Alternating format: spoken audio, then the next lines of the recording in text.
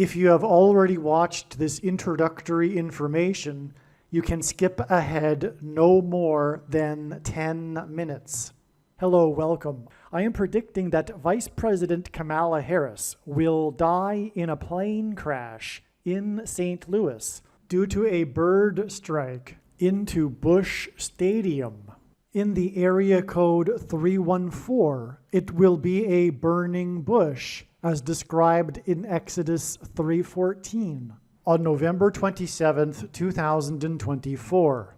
She will be replaced by Michelle Obama, and then Barack Obama will replace Michelle. I am predicting that former President Jimmy Carter will die on November 4th, and that his prophetic funeral, in which Trump will sit next to Obama, will be on November 8th. It is predicted that President Trump will die from a heart attack on January 1st, 2025. It is also predicted that Trump's heart attack will be triggered by a directed energy weapon that will target Trump through Bluetooth technology.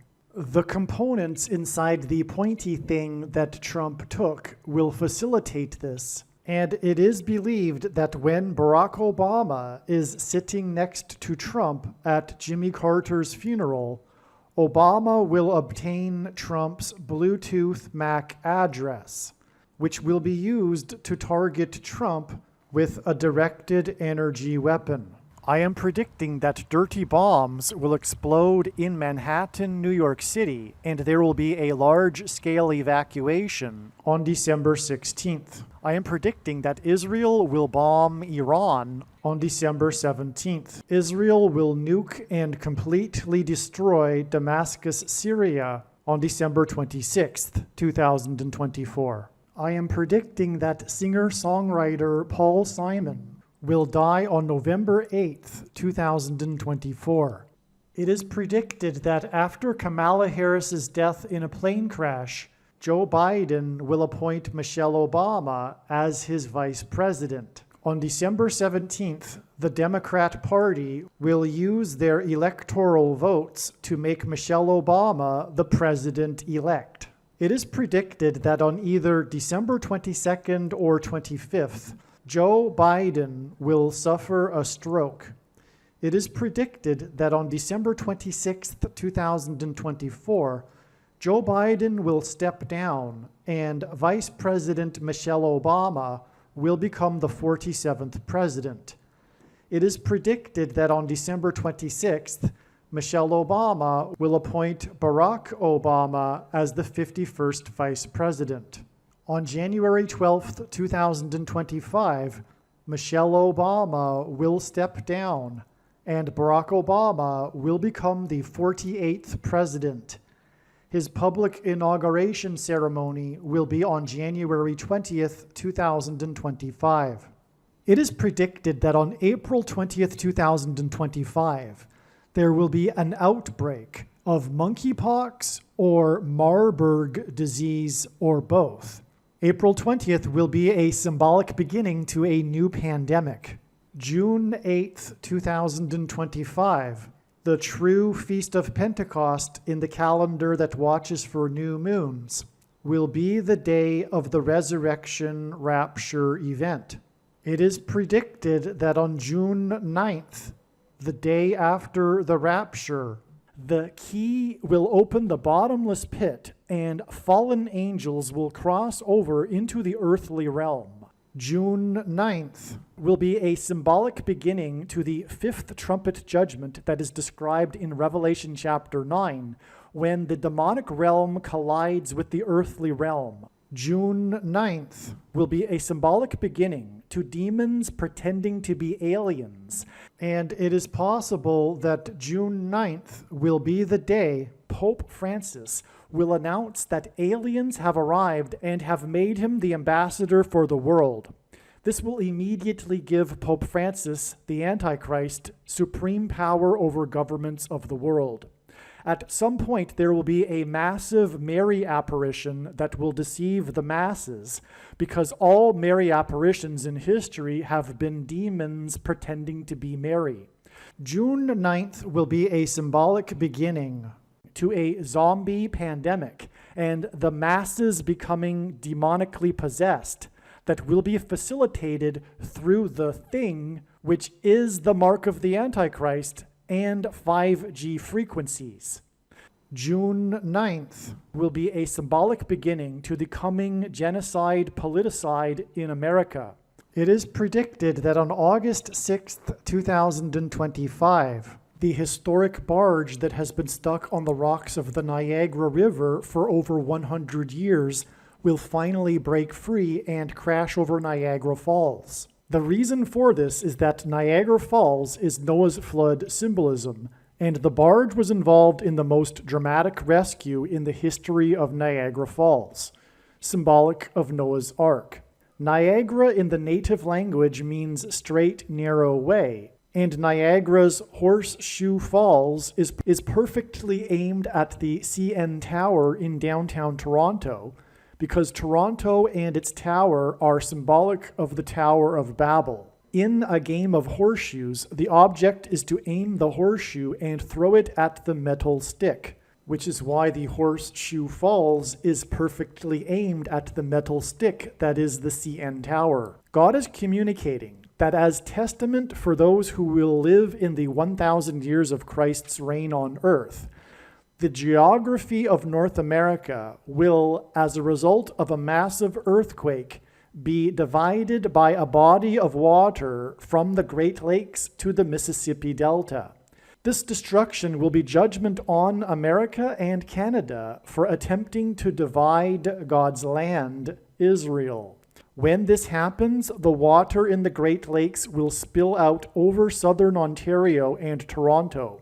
I am predicting that a solar flare will erupt on the surface of the sun and send a coronal mass ejection that will hit Earth on August 13th, 2025, which will knock out America's power grid and will lead to food shortages.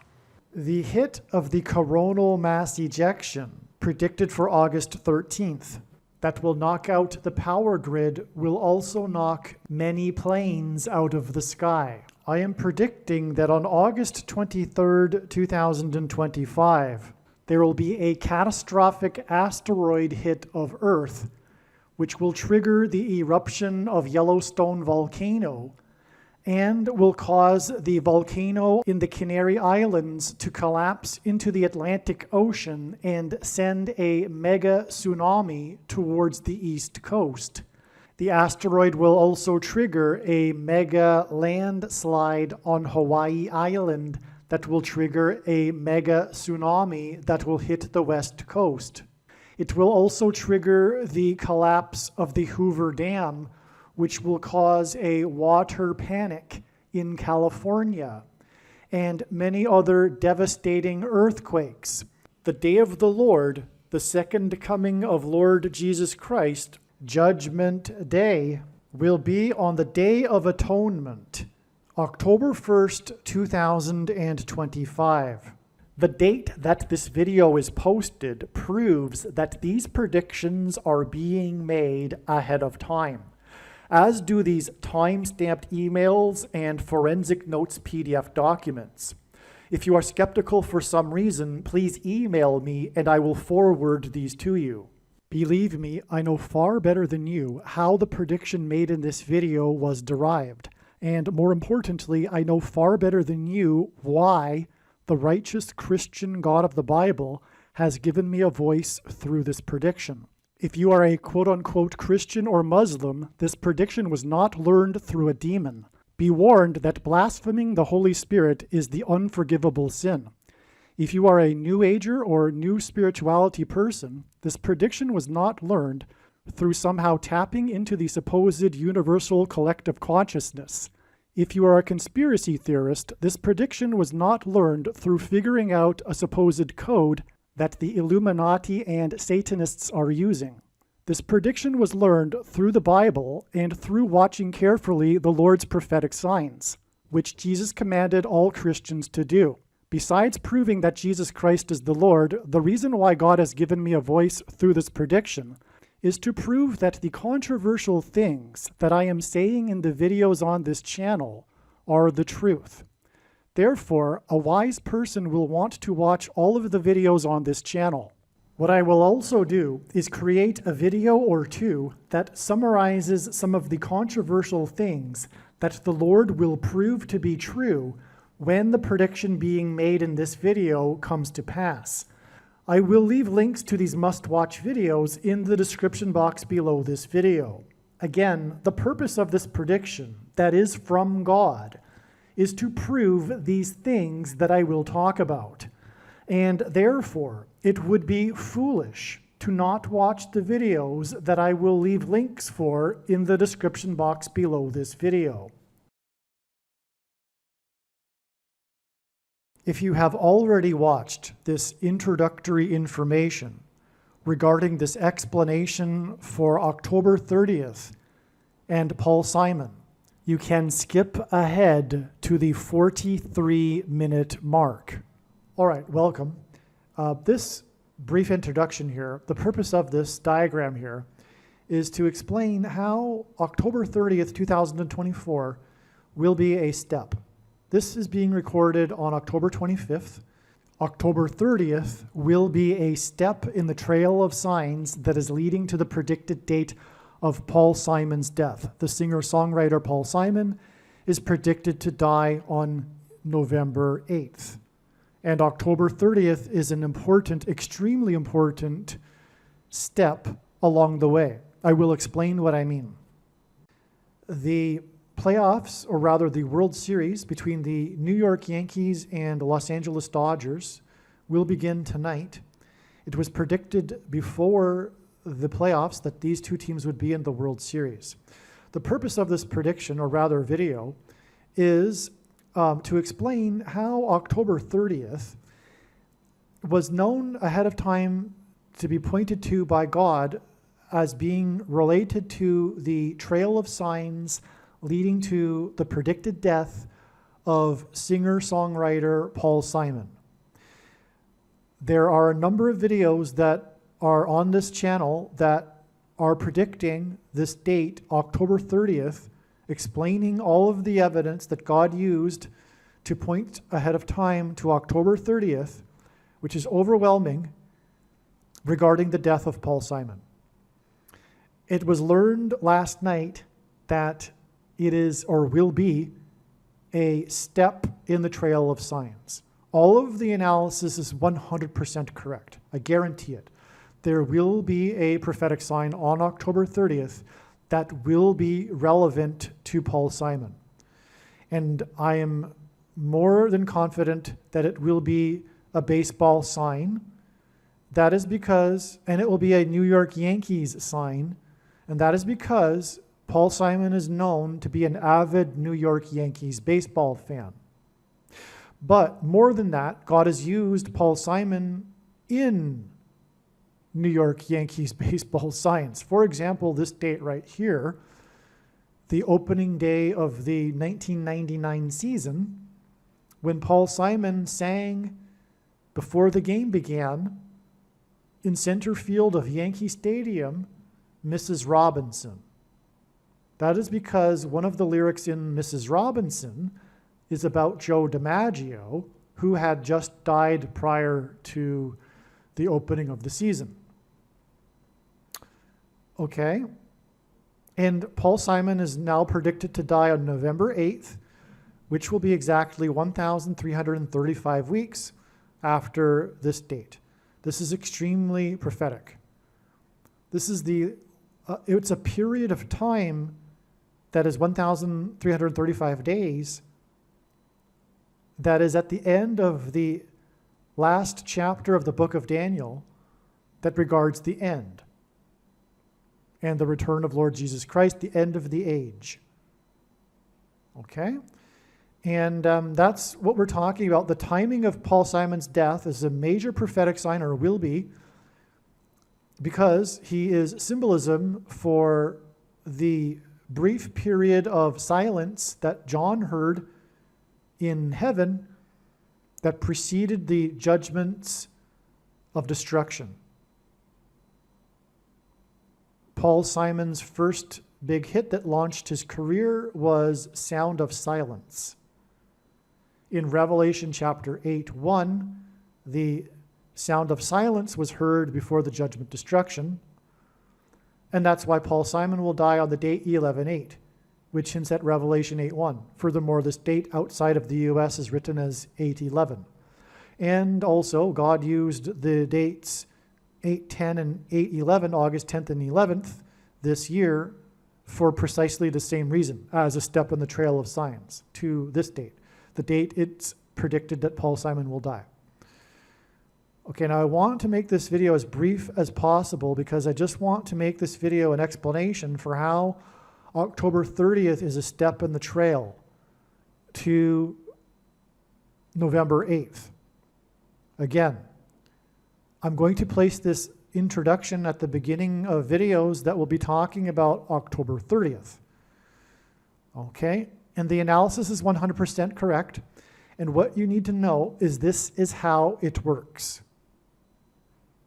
The skeptic will say, oh, you just, pick a bunch of dates and you're finally going to get right sooner or later. That's ridiculous, first of all. Paul Simon is only 83. It could be another 10 years before he dies. And second of all, it's not every date, as you can see, And furthermore, when the prediction comes to pass, it will prove what I'm saying. And the reasons for how I know ahead of time will prove it. But also, I'm also predicting that Jimmy Carter will die 4 days before the death of Paul Simon. And to get the deaths of these two men right, that's beyond anything comprehensible, really. Okay? And Jimmy Carter will die in the fourth state, which is why the 4 days. One reason. We want to keep this brief, okay? It's also 2 + 2 days. He has 22 grandchildren. He is symbolism for Methuselah in the Bible, who was the grandfather of Noah. Methuselah died at the timing of the flood beginning, the beginning of the judgment, and the name Methuselah means when he dies, destruction. Both of these men are symbolic of the timing of the beginning of judgment, destruction of America. Following the sound of silence in Revelation 8:1 and the rest of the chapter of chapter 8 begins the 7 trumpet judgments, which is why Paul Simon's last album released was 7 Psalms, and it's exactly 77 weeks before it is predicted that Paul Simon will die. The release of 7 Psalms is released 77 weeks exactly to the date Paul Simon is predicted to die, and his death will symbolize the sound of silence that will be followed by the 7 trumpet judgments, hence the name 7 Psalms. And by the way, he was instructed in a dream to make 7 Psalms. He was told the name of it and everything, as he explains. This date of Paul Simon's death will be exactly 7 months after this 7 weeks connection to the date of the rapture on Pentecost in the true calendar that watches for new moons. This will be symbolic of Bridge Over Troubled Water, the rapture. His big song, Bridge Over Troubled Water, is symbolic of the rapture. In the Bible, the Israelites took the promised land, which is symbolic of taking heaven, the promised land, after a symbolic 3 sets of 7, and furthermore, the 3 sets of 7 was really a 7 and a 7 and a 7. I mean, a 7 and a 7 times 7, or a 7 and a 7, 7, which is exactly what's displayed here, illustrated through God's signs. Okay. The album 7 Psalms was released when Paul Simon was 81 years old, which is further confirmation that this 7 Psalms album hints at the 7 trumpet judgments following Revelation 8:1 that describes the brief period of silence that was observed in heaven, which is again why the song that launched Paul Simon's career is Sound of Silence. And so here we have the timing of Paul Simon's death and Jimmy Carter's death communicating from God the timing of the beginning of the judgment destruction of specifically America, because God is primarily focused on America. By the way, that's why two of Paul Simon's big hits were the songs America and American Tune, the latter of which Paul Simon sang at Jimmy Carter's pre-inaugural ball. And again, in God's Signs, which is explained more in the Carter videos, Jimmy Carter is symbolism for Methuselah. Methuselah in the Bible died at the timing of the flood judgment, and the name Methuselah means when he dies, destruction. Jimmy Carter will die on this 11-4 date, which hints at 11 times 4 equals 44, and therefore hints at the 44th president. Furthermore, it will be the 4 times 4th anniversary of the election of the 44th president. And it will also be the prophetic anniversary of the beginning of the 444-day Iran hostage crisis, which was the last 444 days of Jimmy Carter's presidency. Jimmy Carter will also die in the 4th state, and this is why 4 days from the death of Methuselah, Jimmy Carter, which means when he dies, destruction, will be the death of Paul Simon, who will point to the sound of silence that directly precedes the 7 trumpet judgments. This is what this is. This period of sound of silence, this symbolism, is this 11 plus 8 days. From the date that Paul Simon is predicted to die, 11-8, it is 11 plus 8 days to the date it is predicted that Kamala Harris will die in a plane crash into a baseball stadium as she is homeward bound to her mansion in Los Angeles the day before Thanksgiving. And through her death will be the rise of the Antichrist through her replacement. The 44th president will ultimately become the president again because of her death. Okay, and so this is astounding because this 11 plus 8 days hints at Revelation 8:1. From the death of the singer who sang Sound of Silence, which points to Revelation 8:1 and the sound of silence in heaven, it is 11 plus 8 days to the beginning of the destruction. This is exactly what God will be communicating with the death of Paul Simon.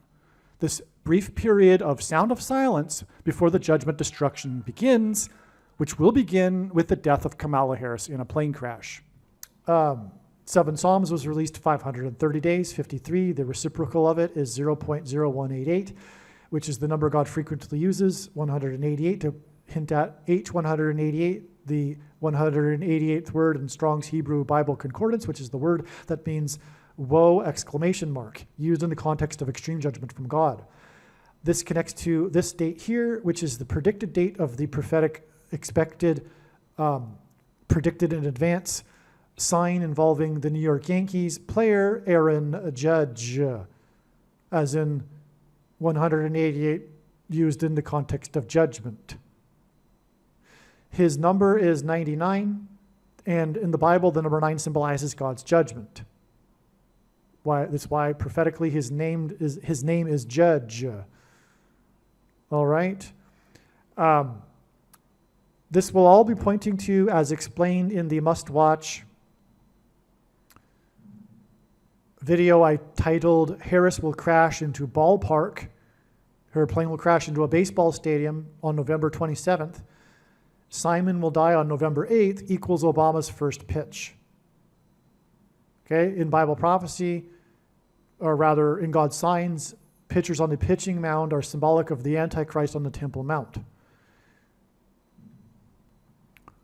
Obama wore jersey number 5 in this prophetic first pitch that he threw, which I explain in this video. All right? Paul Simon is associated with the number 5 in God's signs.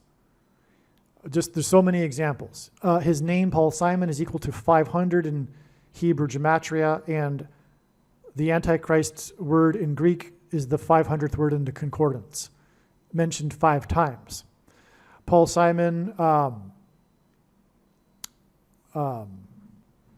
released this 7 Psalms album exactly 500 months after the prophetic reunion concert in Central Park that attracted 500,000 people. With Art Garfunkel, he made 5 albums, the 5th of which won 5 Grammys. Paul Simon is mansion symbolism. He sings about the mansion in Graceland, which sits on 14 acres, which is the 5th semi-prime number. And ultimately, this points to the White House mansion that is on 5 acres. Paul Simon sang Graceland in the White House mansion on the date 410, which is at 14, the 5th semi-prime number. And on, as I explained in other videos. And that's why this date that is related to Paul Simon is a game 5. And it is 5 days before the predicted death of Jimmy Carter. Paul Simon sang at Jimmy Carter's inauguration ball. Okay? This date is exactly 5 weeks after this Paul Simon sign, which was expected in advance, explained in other videos, the indictment of the mayor of New York. And that was the day after Paul Simon gave a private concert in New York City, a rare thing for him to do at the age of 82. Okay, and on. Okay.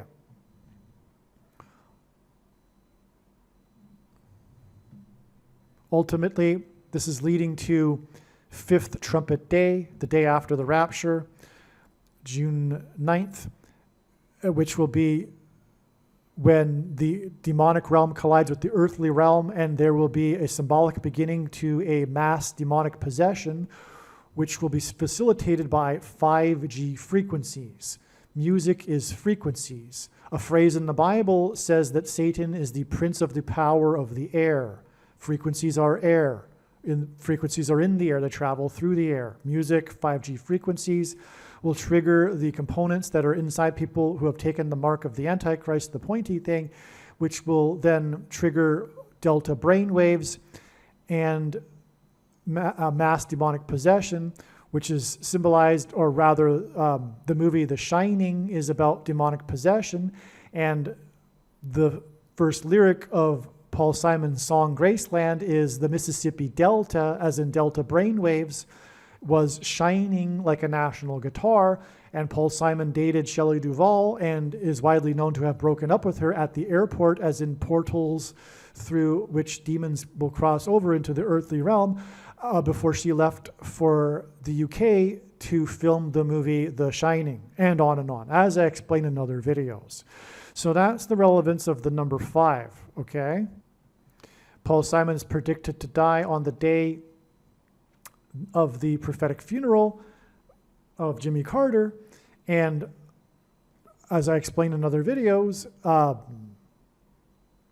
Barack Obama will be sitting next to Trump in the pew, lined up, and Barack Obama will obtain Trump's Bluetooth MAC address that people have who have, because Trump took the thing, and people who have taken the thing, the components inside the thing that are in the people, engender a Bluetooth MAC address. This will be used to Trump's Bluetooth MAC address will be used to target Trump with a directed energy weapon.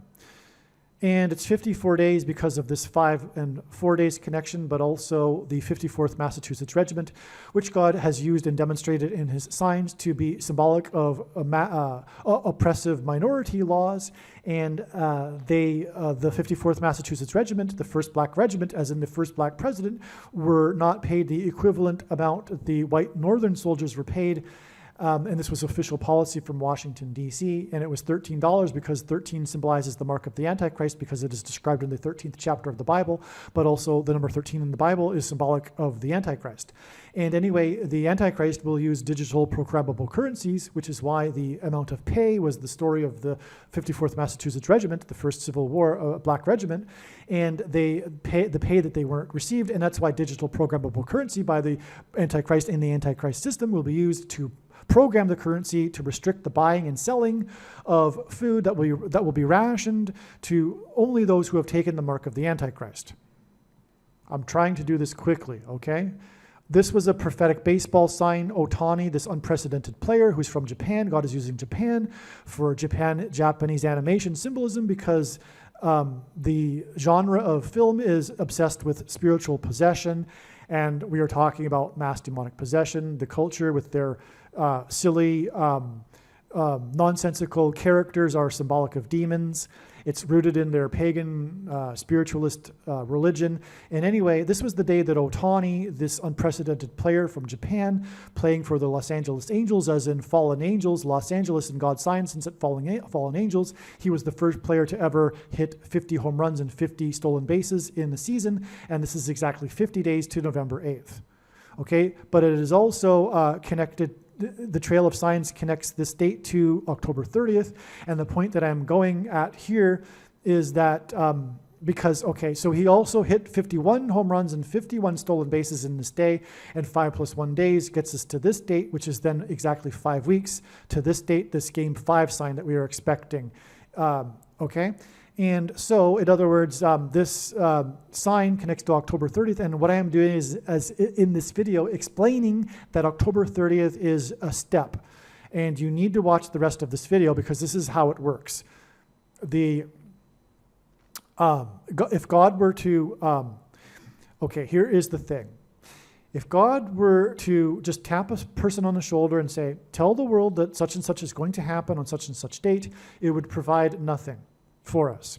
It is through the interconnected signs of it is through these connections, through the prophetic signs. And by the way, none of the prophetic signs can be properly, fully understood without their context and connections with the other prophetic signs, which is only being explained on this channel. And it is through these connected trails of signs that God is able to tell stories and reveal extremely important knowledge and information that everyone needs to know.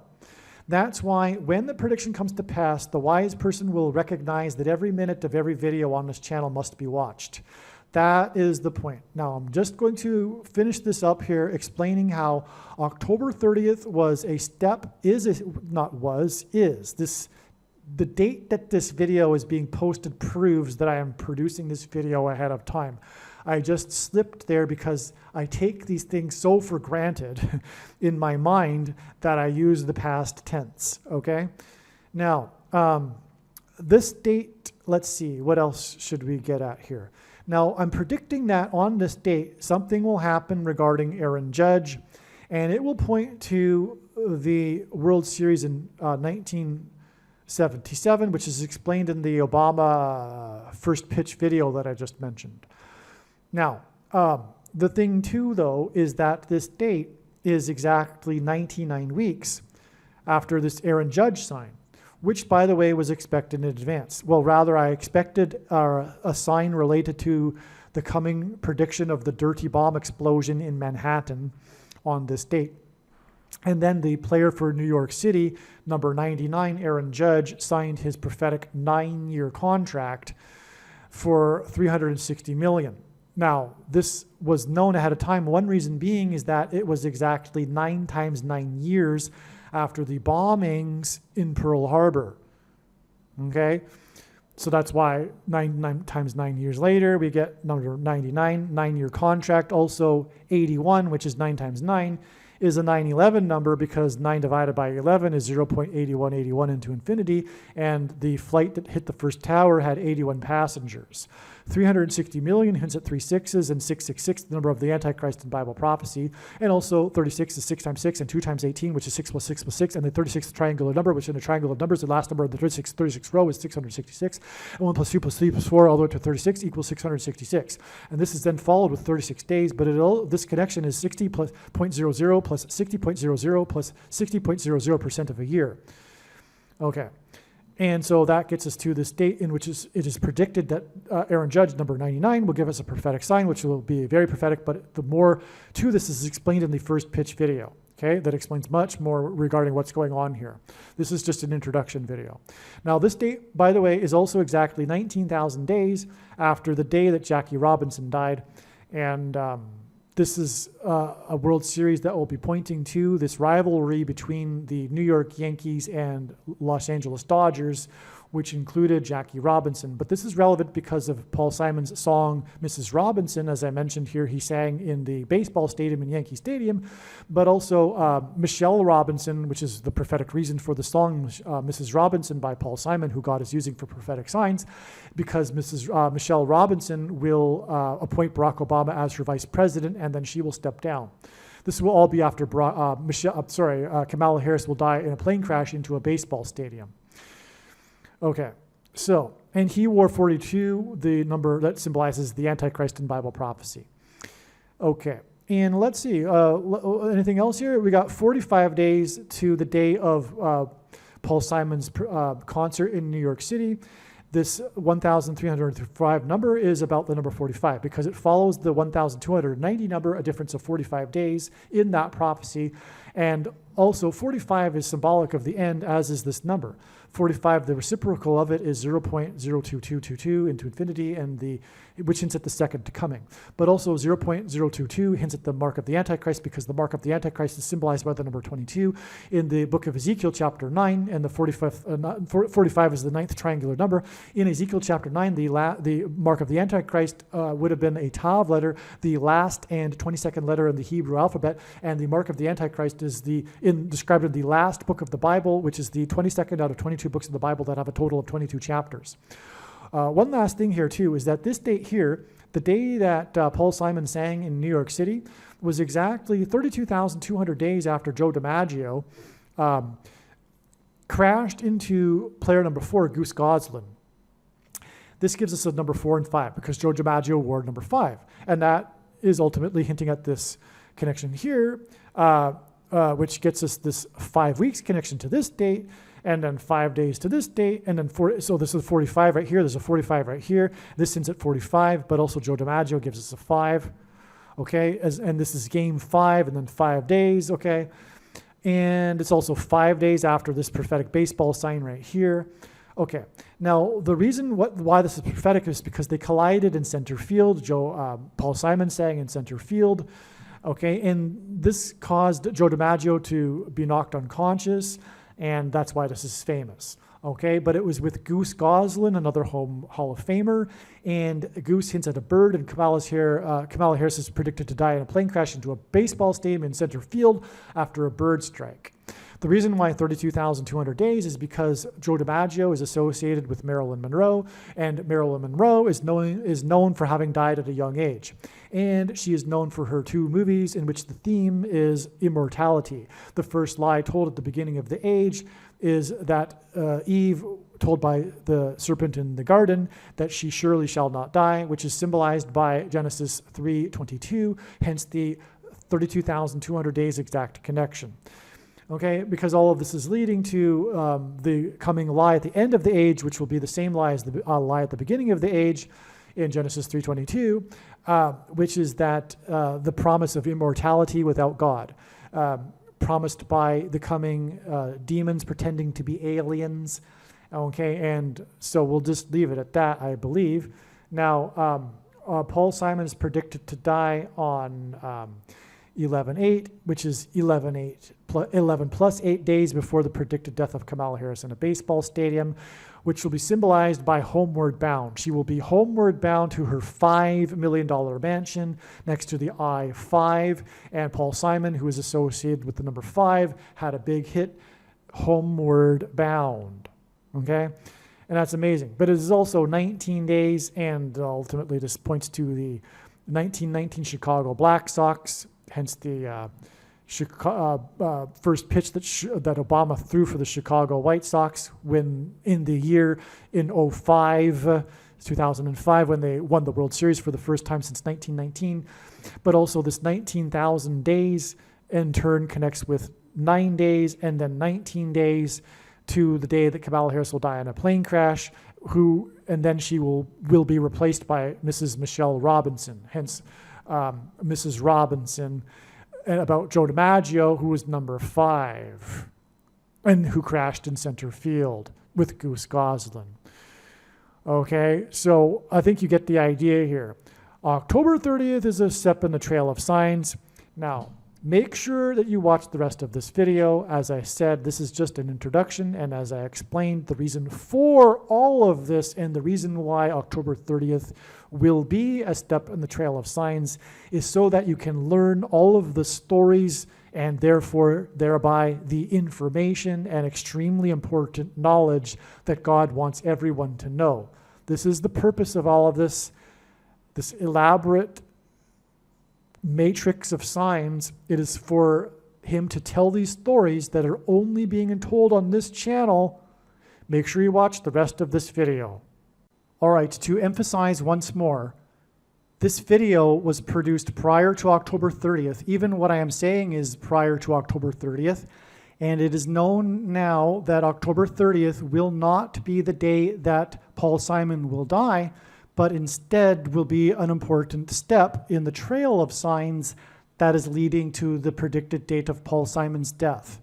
So do not be confused when you are watching the rest of this video when there is mention of connections to October 30th, implying that Paul Simon will die on October 30th.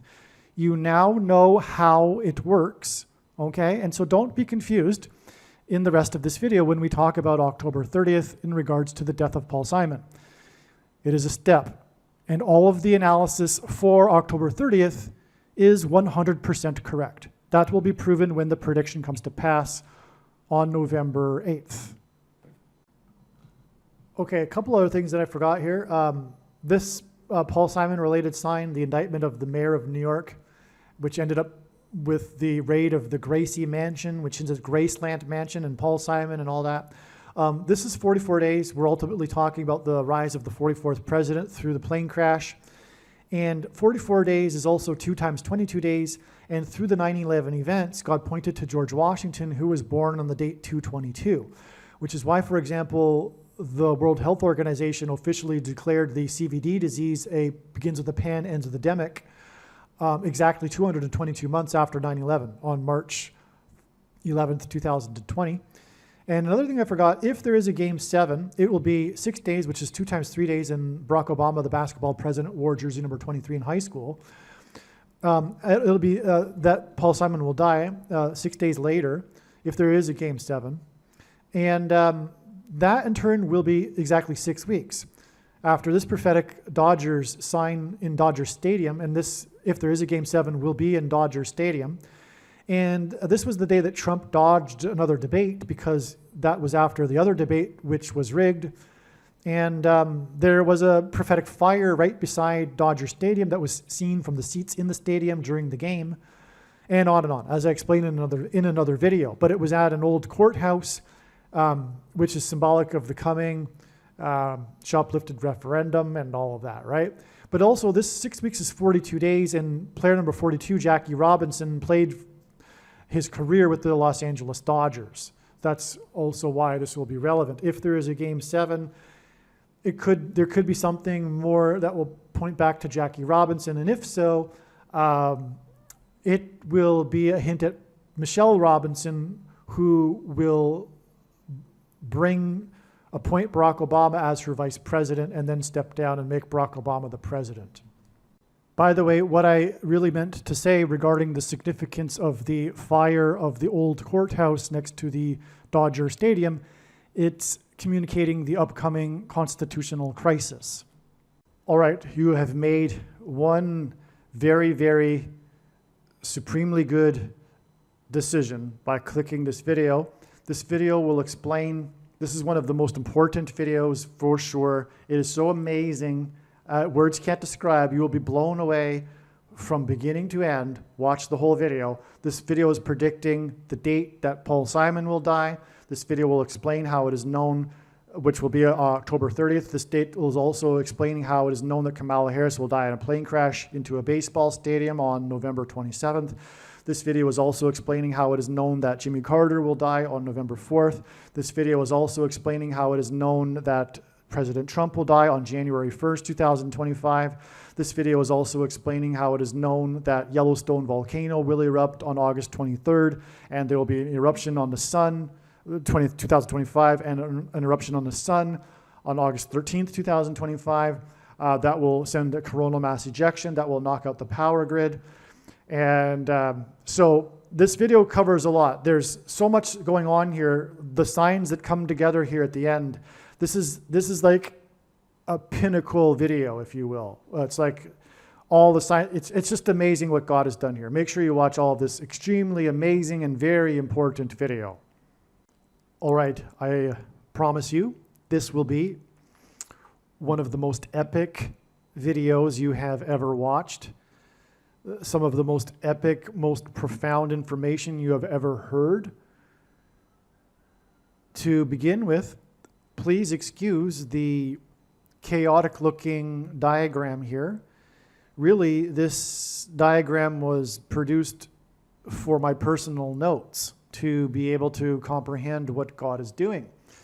But there is really no point in trying to put this into another diagram with straight lines and a ruler and everything. It's fine the way it is, because I will be explaining everything as we go.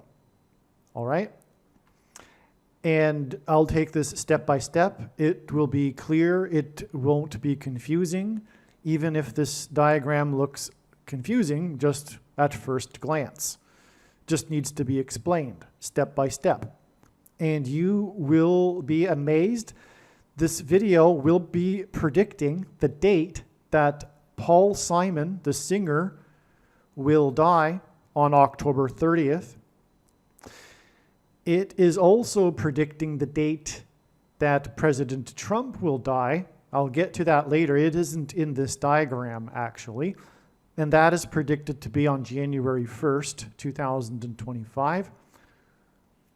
And it is predicting the date, or rather, this diagram is pointing to the date on which it is predicted that Vice President Kamala Harris will die in a plane crash in St. Louis into a baseball stadium. And I'll get to why that's relevant to this particular video and diagram in a second. The fact that her crash will be into a baseball stadium. Also, this epic video will be explaining the confirmation that the date of the asteroid that will hit Earth and trigger mega tsunamis that will hit both the west and east coast of America, and the eruption of Yellowstone volcano, and the collapse of the Hoover Dam, and mega earthquakes. This date, August 23rd, is also being pointed to. That's preceded by 10 days for the date on which it is predicted that the coronal mass ejection will hit Earth and knock out America's power grid. All right? On August 13th, 2025. Okay. So, where do we begin? This video will be talking about, if you are a Generation X, you will relate to this video in a unique way because of one of the most popular movies of the 20th century, Ferris Bueller's Day Off. But if you are a baby boomer, you may not even recognize the name of that movie. But it won't matter. It'll still be profound because, believe me, it is, and that's why God has used this. You'll get the idea as we go. I'll explain just briefly the plot of the movie and all of that. You'll get it. Don't worry. But I'm just saying to the Gen Xers that are listening to this, you are in for a treat here to be able to see what God has done here with this movie. Okay, but if you are, for that matter, a baby boomer or older, you'll appreciate something that my generation won't appreciate as much, which is Milton Berle and Mickey Rooney, and baseball before the Los Angeles Dodgers moved to Los Angeles from New York. Okay, so there's so much, and that's how God's signs works. He is essentially bringing every piece of pop culture you can possibly think of to incorporate it into his big picture of signs in order to essentially bring everyone into the big picture.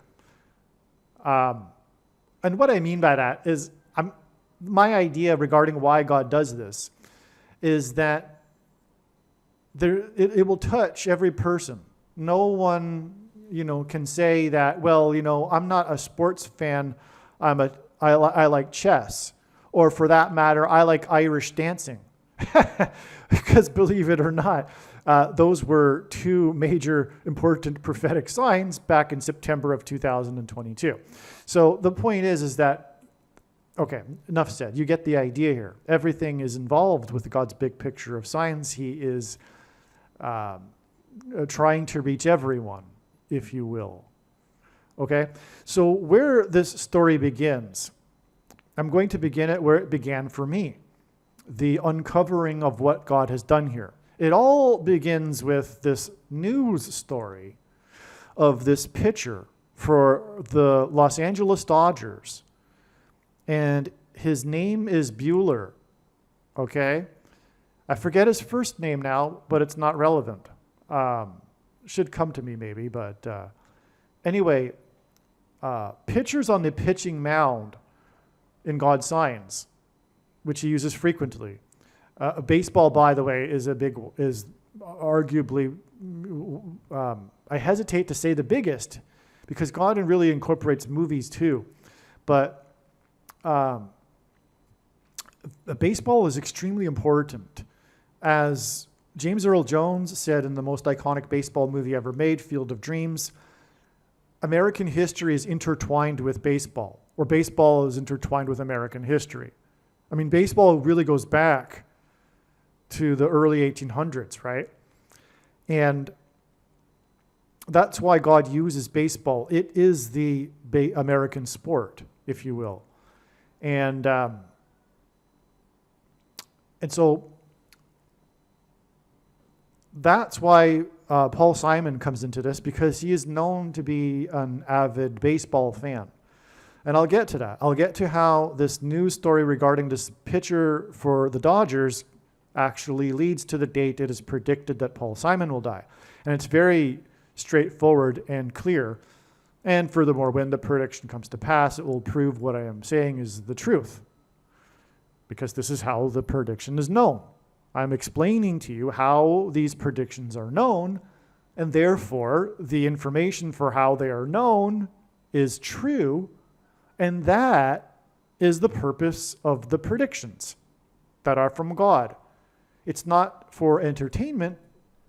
It would be one completely different thing for God to tap someone on the shoulder and say to the person, tell the world that this or that is going to happen on this or that date. But that would be somewhat useless. Besides proving that the God of the Bible is the true God, far greater than that is God developing this amazing, elaborate, big picture of end-time signs in order to communicate extremely important knowledge and information through the stories that God is telling.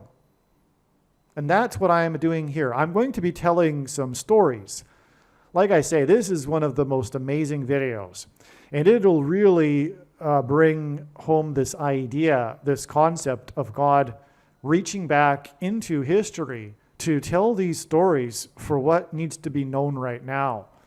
It's so amazing, and when you understand what I'm about to explain, you will appreciate that all of history is in fact one big masterpiece painting that God has been working on for this moment in time that we are now in. It's all relevant. People don't realize how involved God is in the world and in pop culture.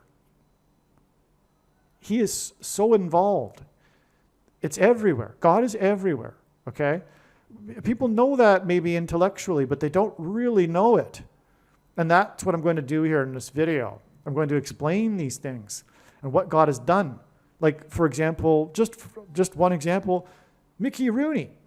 Okay, everyone probably has heard of Mickey Rooney, even if you're a younger person. But did you know that God used this man and his life for prophetic signs? Okay, so it's like that.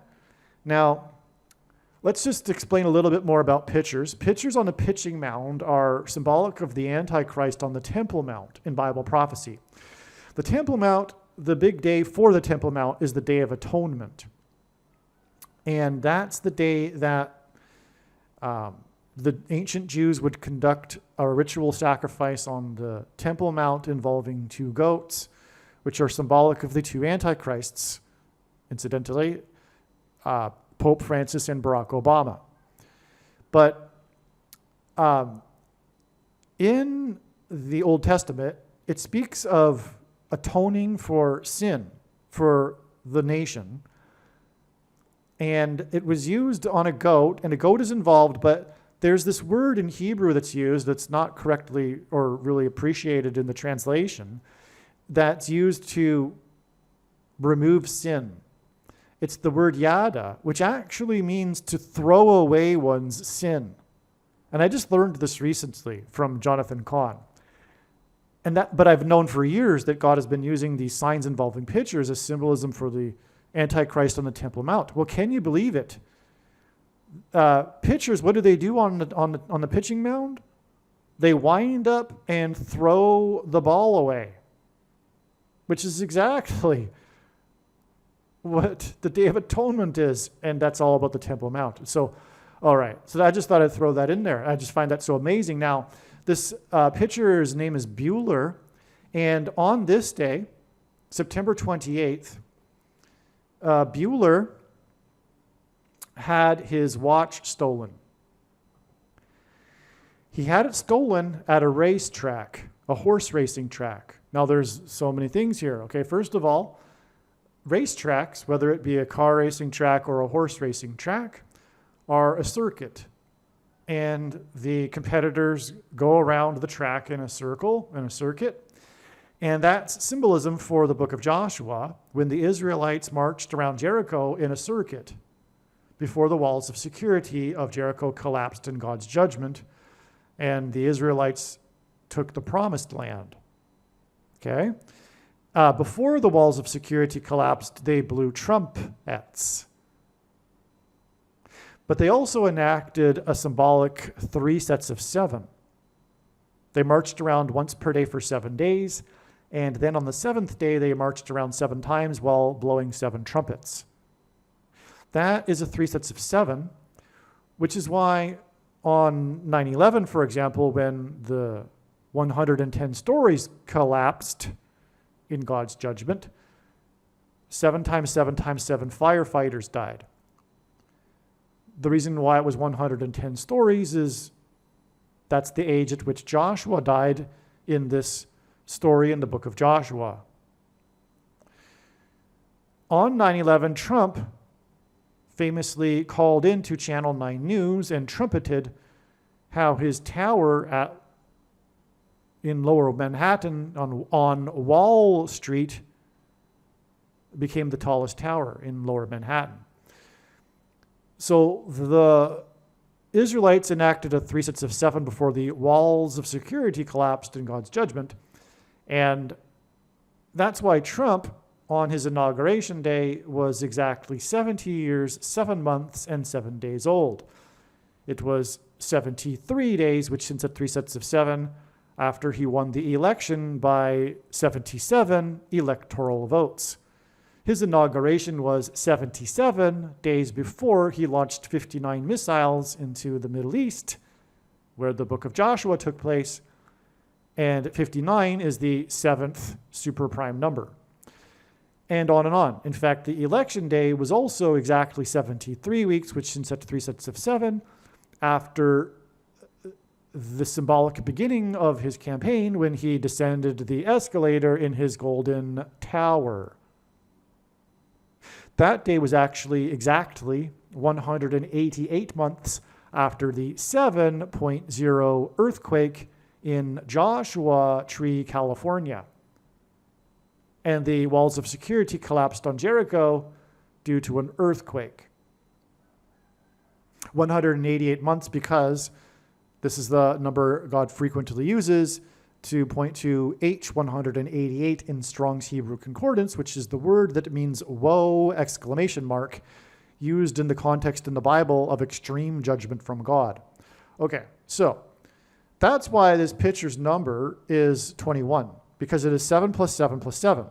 And that's why his watch, his expensive watch, was stolen from him at a racetrack. Because it's 3 sets of 7, and like I just explained, the circuit, right? Now,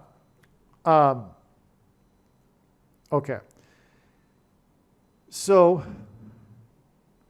let's begin explaining how this actually is a sign that points to Ferris Bueller's Day Off. Now, what is a day off? It's a description of time, as in a watch. What is a watch used for? It's used for time. The movie itself, the plot of the movie, is about the passage of time.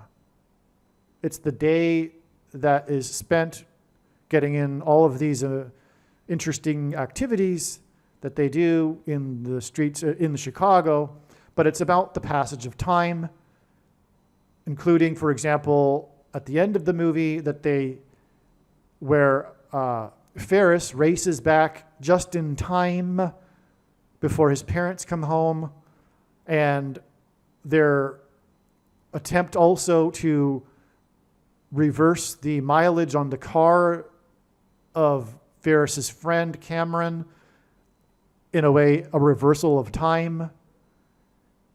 Okay, so the movie is about the passage of time. We have a stolen watch here by a pitcher named Bueller, and this is a connection to Ferris Bueller's Day Off, the movie.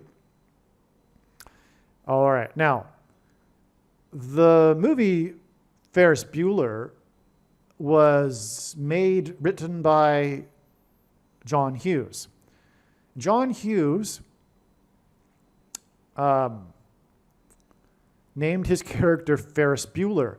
But what's interesting about that is that Bueller is actually from German, and the etymology of the name comes from an occupation, a maker of wheels. Okay? Bueller is a reference to someone who makes wheels. So we have Ferris wheel, in other words. Okay? Now, I assume that John Hughes knew this, and he did it as sort of an inside joke or something, but there's nowhere I can find that that's the case. I just make that assumption. If it isn't the case, then this is 100% from God. Either way, it's from God, because of what I'm explaining.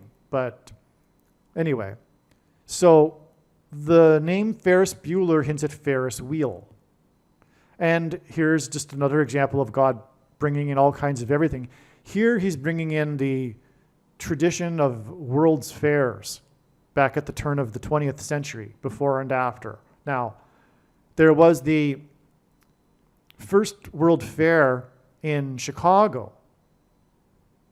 And at that fair, they wanted to outdo the Eiffel Tower because, like I'm saying, there was this era of time when the world-class cities would compete with each other with these world's fairs, okay, and attract people from all over. It was a big deal back then.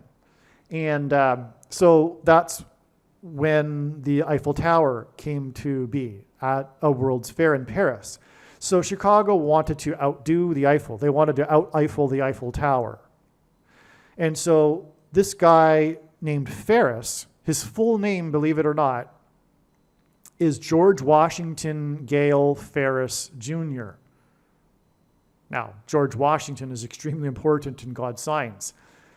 That's another story, but it is through the 9/11 events, for example, that God pointed to George Washington, and I've told that story countless times in other videos. So that's right away prophetic. I don't know how this guy gets such a long name. We're talking about a different era of time, so maybe people did things like this. But that's his name, and this guy invented the Ferris wheel for the Chicago Fair. The movie Ferris Bueller's Day Off by John Hughes, he said it was his love letter to the city of Chicago. The movie, the events in the movie are all over Chicago. They go to a Wrigley Field baseball game on a weekday afternoon. That's the tradition in Chicago, Wrigley Field without the lights. I don't know if they still do that. I don't think they still do that. But okay, so also they went to the, whatever the name of the art museum is in Chicago. They're in the streets of Chicago. They merge into a parade in Chicago. It's essentially, this movie is about Chicago. Okay? There's a reason for that. It's because God is using the city of Chicago in his signs to point to the Antichrist, who is the president from Chicago, Barack Obama. So that's why this movie, Ferris Bueller's Day Off, is about Chicago and why God is using it. But we also have this name Ferris wheel, and it is Ferris, George Washington Gale Ferris Jr., that invented the Ferris wheel for the World's Fair in Chicago. All right? Now, the Ferris wheel had 36 cars. Just now, what I'm doing right now is giving you the second and third and multiple witnesses that confirm a matter as the Bible says is required. And this is what makes what is being explained on this channel true and not a product of one's imagination and different and unique than everything else on the internet that claims to be an analysis of God's prophetic signs. So what I'm doing now is giving you some sub-details to why this is important. And they're not just trivial, because I'll explain how this 36 cars in the first ever Ferris wheel is a confirmation of this 36 days connection. But I'll explain that in a second. So the first ever Ferris wheel, the big one in Chicago for the World's Fair, had 36 cars. And that's a number God uses as symbolism for the Antichrist because in Bible prophecy, the number of the Antichrist is 666, 666, and 36 is 6 times 6, but also 2 times 18, which is 6 plus 6 plus 6. And also the 36th triangular number, which in a triangle of numbers, the last number in the 36th row is 666. And 1 plus 2 plus 3 plus 4 all the way up to 36 equals 666. All right, so you get the idea. That's a number that definitely symbolizes 666, the number of the Antichrist, who is from Chicago. Now, the thing, too, is that this Ferris wheel in each car had a maximum capacity of 60 people, giving the total Ferris wheel a capacity of 6 times 6 times 60 people. That's a 666. All right? The Ferris wheel had a capacity of 2,160. 6 times 6 times 60. 666. 60 people per car, 36 cars. It's astounding. All right? That's a 666. And it's Chicago we were talking about here. Because the Antichrist is from Chicago. Not only that, the Antichrist was born on the 216th day of the calendar year. This Ferris wheel had a capacity of 2,160, which ends at 216, which is 6 times 6 times 6. Now, the way the Ferris wheel worked, it was all about timing. That's why the pitcher named Bueller, which ends at Ferris, and Ferris Bueller, and Ferris wheel, lost his watch. That's the story. His watch was stolen at the racetrack. This is all about timing. Furthermore, horse races are about timing too. Okay, so the timing was the essential thing about the Ferris wheel, because how do you get all these people on and off? Well, the strategy was 11 minutes with 6 stops to get all of the passengers on and off, okay?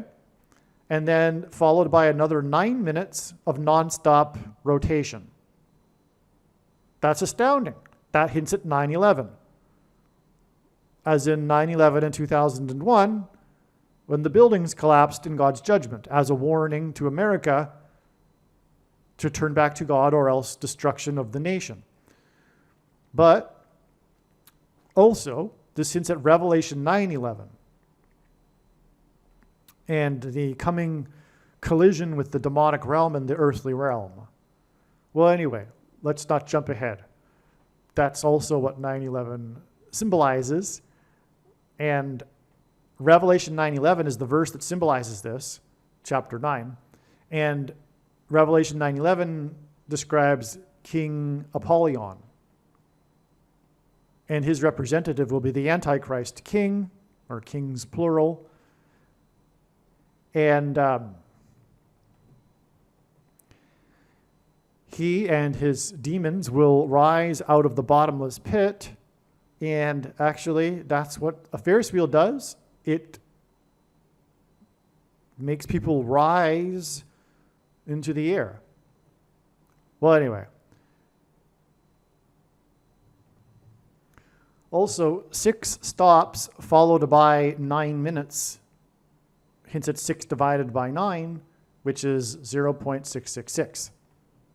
That's another Antichrist number there. Okay, so now I've explained this connection between Bueller and just on the surface level with Ferris Bueller's Day Off, which connects to Ferris wheel and the first Ferris wheel invented, which is Chicago, which is relevant because Ferris Bueller's Day Off is about Chicago.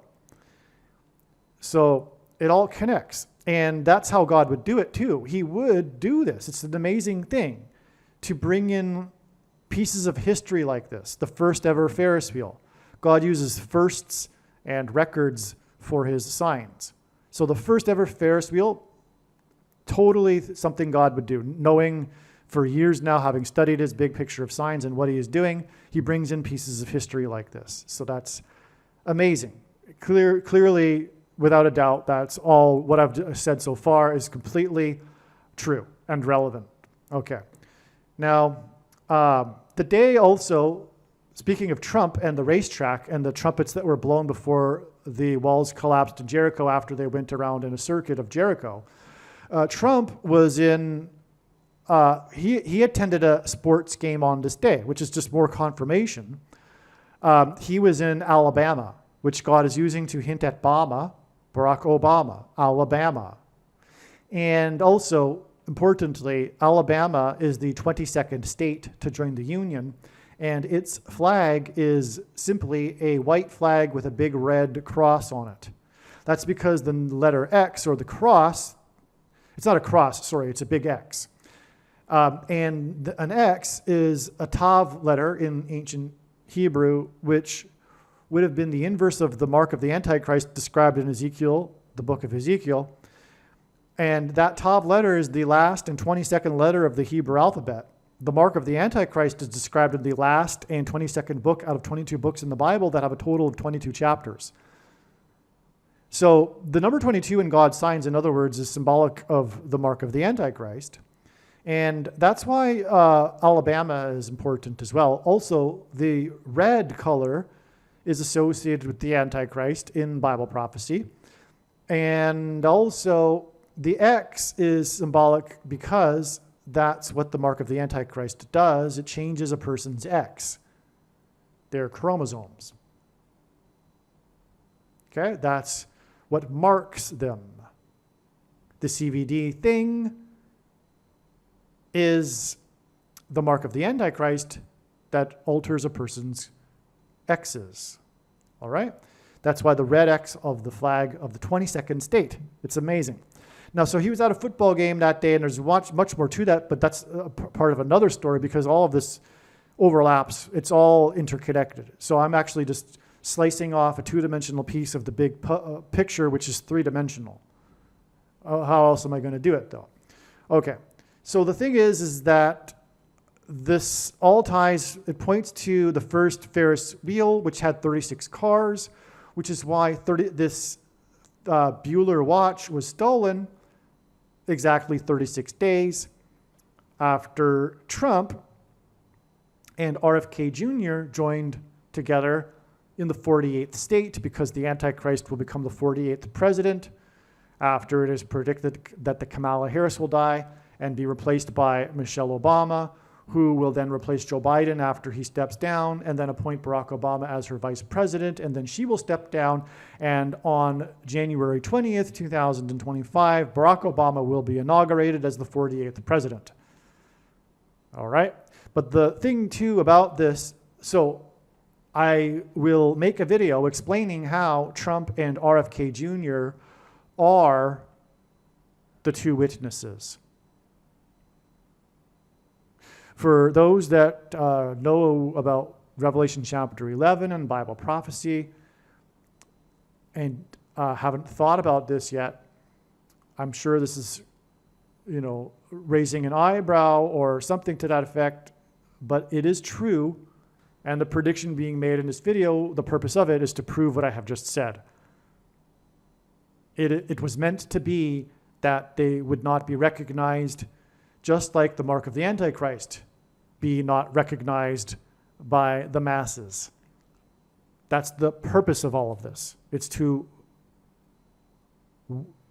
sift the quote-unquote Christians from the true Christians. But the process of sifting isn't over. There's still time left.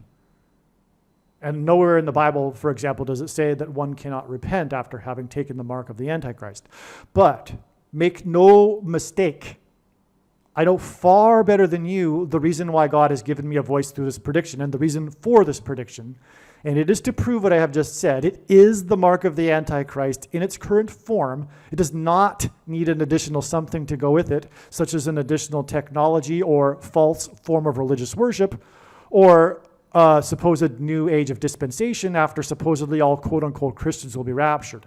In fact, one of the main reasons why the vast majority of quote-unquote Christians have already taken the mark of the Antichrist is that it is judgment for this particular doctrine that Jesus said he hates and is coming to make war with the sword of his mouth on those that teach and have the works that are a product of this doctrine, which is free grace and sovereign grace, which comes in the packages of dispensationalism and Calvinism. And the reason for this prediction being made in this video is to prove what I have just said. Okay. For the commonly held objections that people have based on their understanding of Bible prophecy, which, by the way, will be proven to be incorrect when the prediction comes to pass, these commonly held objections are answered in the must-watch snake bite video on this channel. Okay. So this is an amazing thing here. We have this 36 days, but the two witnesses came together. That requires more explanation. I'm sure people are still wondering, well, wait a second, how in the world can those two men be the two witnesses? They are. Trust me, they are the two witnesses. Okay? Now, but they came together with, by the way, columns of fire behind them, as in the fire of Elijah, parallel, foreshadow, all right? That's another subject, okay? But anyway, on that same day, we had the report of the deaths of 70 horses at one of the most historic horse ranches in the U.S. The Buettler and Son Rodeo Company had 70 horses of theirs die due to the horse feed. That's another story. Kansas, the feed came from Kansas, and God signs is symbolic of Fort Riley, which is where the first primitive things were used in an experiment that ended up causing the disease. I'm using my words, begins with a pan, ends with a demic. In 19, ends with an 18, and for this thing that was named after people from Spain, okay? The truth of the matter is that's how that started. And God's pointing to that through Kansas, but also the slaughter of the buffalo, which is what the things do. They slaughter. It's a slaughter going on, right? All right. That's why the horses were slaughtered from feed that came from Kansas. Now, the thing is, though, that Buettler and Son Rodeo hints at Bueller. That's the connection here. That's why it's 36 days, because, again, I explained how Bueller hints at the Ferris Bueller and the Ferris wheel and 36 cars. That's amazing. Do you see how this works? Do you see how what God does here? Okay. Now, why did he do that? Well, one, it confirms as more of a second witness, which is what's required for the prophetic significance of the picture named Bueller and the other things that I'll be explaining, but also it confirms that Trump and RFK Jr. are the two witnesses. If you had some other idea in mind about what they should be, well, God decides what it should be. The book of Revelation is allegory. It's all symbolism. And it was meant to be that people wouldn't recognize these things unless they were on the same page with the Lord. I mean, there'll be people that will be hearing what I'm saying and they'll be going, oh yeah, that's amazing. Right on. You know why? Because they know, they have the Holy Spirit. They know that these two men are God's voices for truth and righteousness.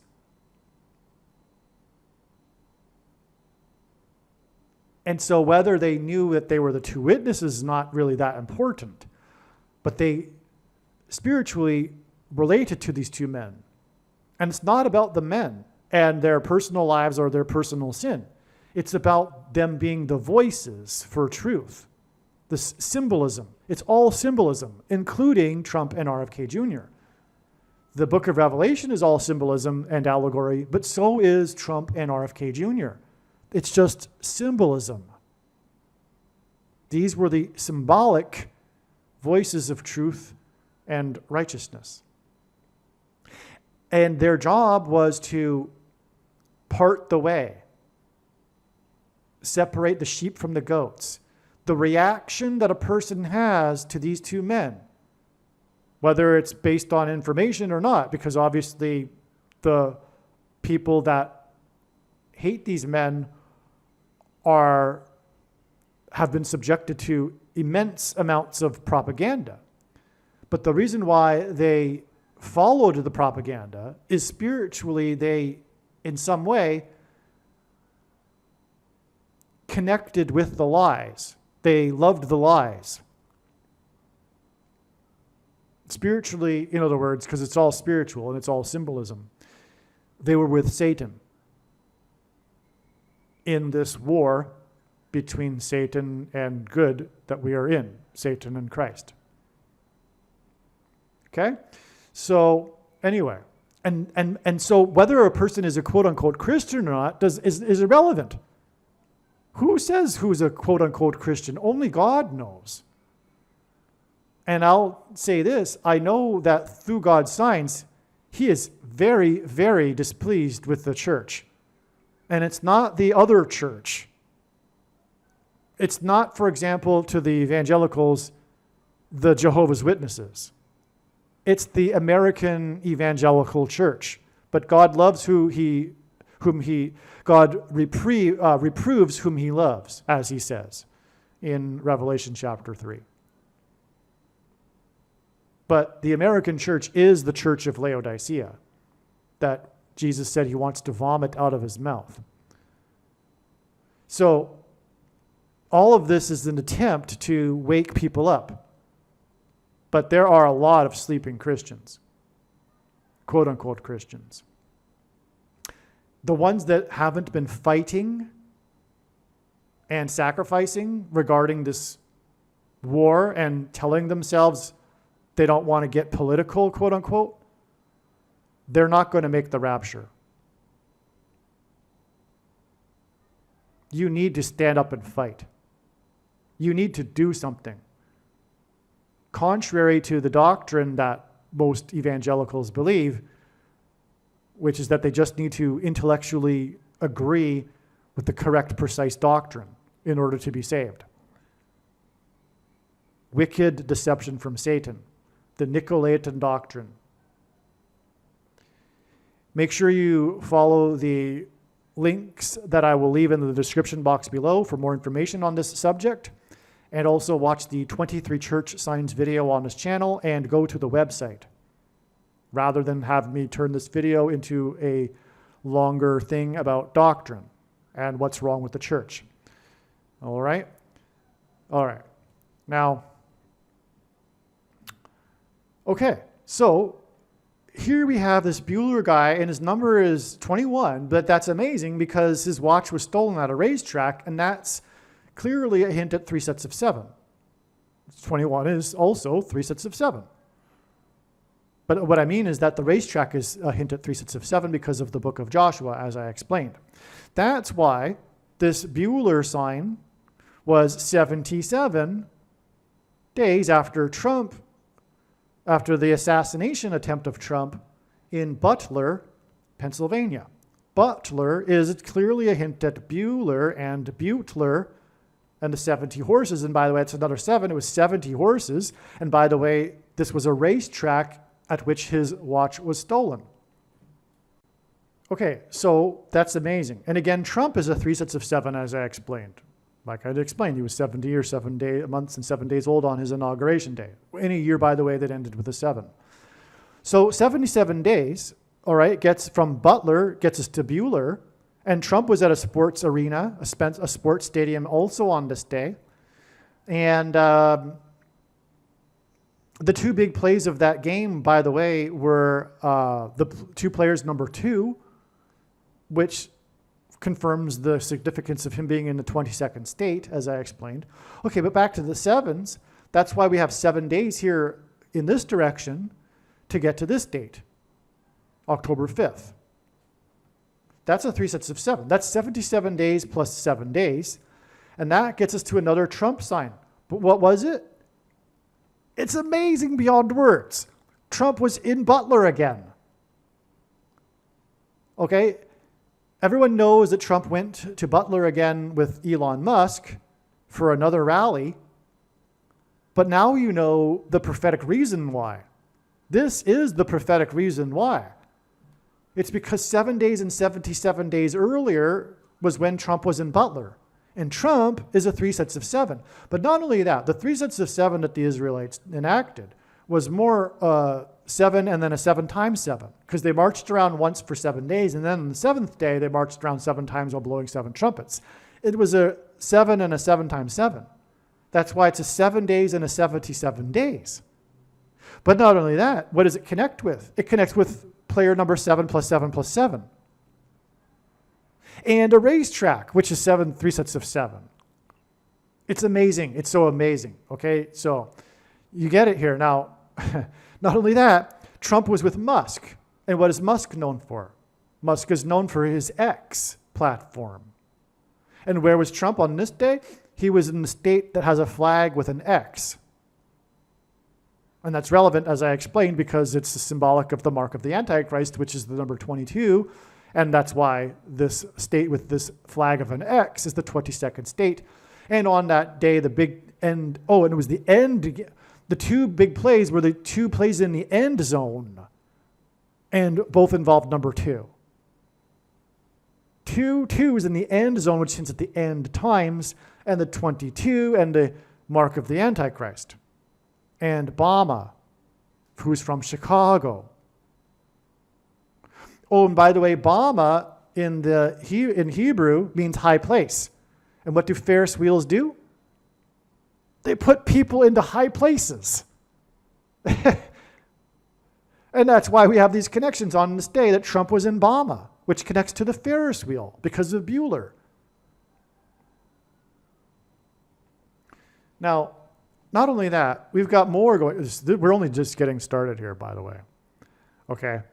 Also on this day, well, we haven't finished this yet. So Musk, he's known for his X, but he's also known for SpaceX.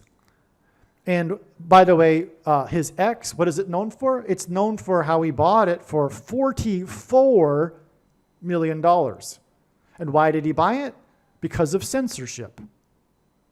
What does 44 hint at? The 44th president from Chicago, who is the authoritarian that wants censorship.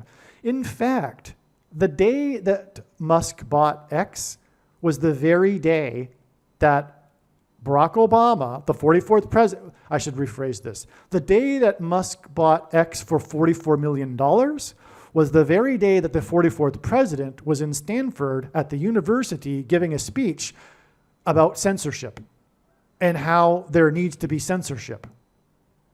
And Stanford is the big location, the Stanford University, where the censorship industrial complex is headquartered. That's why he was in Stanford. That's why he was there. That's the headquarters of the censorship industrial complex. Industry. The censorship industry is headquartered at Stanford University, and he gave a speech on censorship, and that's the day that Musk bought it X because of censorship for $44 million. That's how God works there. All right? Now, and why did Musk do that? To give the two witnesses the platform. Because what's RFK Jr. known for? For being deplatformed from X, back when it was Twitter, after he wrote his article regarding the death of player number 44, the home run king, as in King Apollyon, Hank Aaron, who died on January 22nd, 2021, exactly 444 weeks after the mass shooting in the movie Black Knight Rises in Colorado, which was 42 months after the Black Knight rose at his inauguration, exactly 42 months. Okay, I can go on and on with that. I'm just going to, so 42 months in Bible prophecy is 1,260 days, and the inauguration was 1,260 years exactly after the biggest, deadliest earthquake in the Israel history. I think it was 729 or something.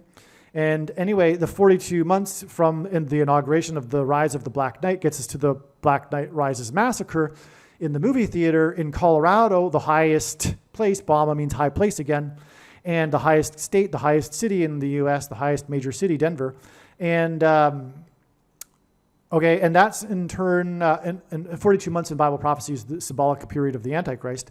And then that's in turn 444 weeks exactly to January 22nd, 2021. Player number 44 died. And why did he die? Because he took a thing, and that's what mass shootings symbolize. Things that come out of guns and go into people are symbolic of the things that come out of things and go into people. And Hank Aaron took the thing 6 + 6 days, or he died, 6 + 6 + 6 days after he took the thing. Well, anyway, let's get back to the story here. So that's Elon Musk. Now, on this day, the Dodgers, because this Buehler pitcher plays for the Dodgers, and the Dodgers played the first game of their series, and the score was 5-7. And well, the coming mass demonic possession of people will be triggered by the components that are inside the things that are inside people because they took the thing. And the seventh letter is the letter G, and 5 gives us 5G, which will be what triggers the facilitation of the mass demonic possession. That's another story, though. Now, the score was 5-7. Now it's up to 12. And from what I recall, January 1st, the date is predicted that Trump will die, is exactly 12 weeks after this date. But let's move on. Okay, So this was the day that the series began. This is important because Shohei Ohtani, the player that God is using, the most famous baseball player in baseball today, he's from Japan. And Japan hints at Japanese animation, which is obsessed with spiritual possession of people. And that's why he's from Japan, one reason. And anyway, he's dominating the league. And this year, although he's been playing in the league for many years, will be or is the first year that he is in the playoffs. And this was his first playoff game. This was the first day of the first series for the Dodgers.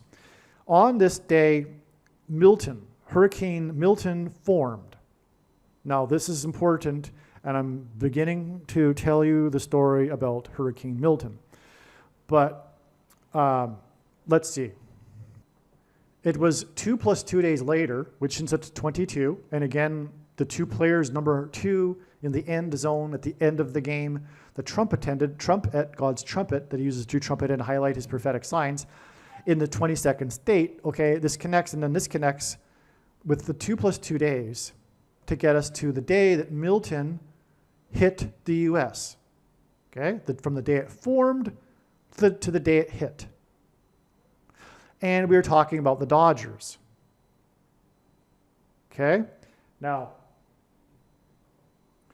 on this day, Tampa dodged Milton.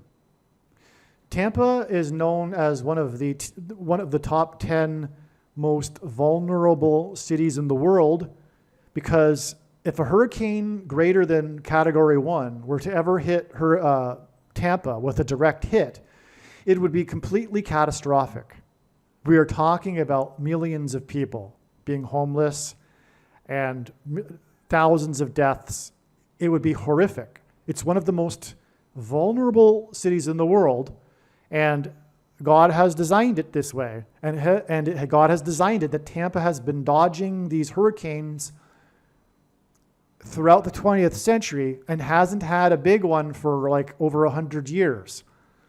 And Tampa didn't exist 100 years ago. Okay? So anyway, God set it up that Tampa dodged the hurricane. It just dodged it. It was just south of it. Had the hurricane been a little further north, it would have been, like I just said, catastrophic. So that's the sign. It dodged. Tampa dodged, and we had a Dodgers sign on this day. The Dodgers tied the series because they were behind. They were starting to lose the series, but they tied up the series 2-2, which is a confirmation of the 2 + 2 days between the day that Milton formed on the day the Dodgers series began to the day the Dodgers tied the series 2-2, hence the 2 + 2 days. But they also won the game 0-8, which hints at 4 + 4, the 44th president.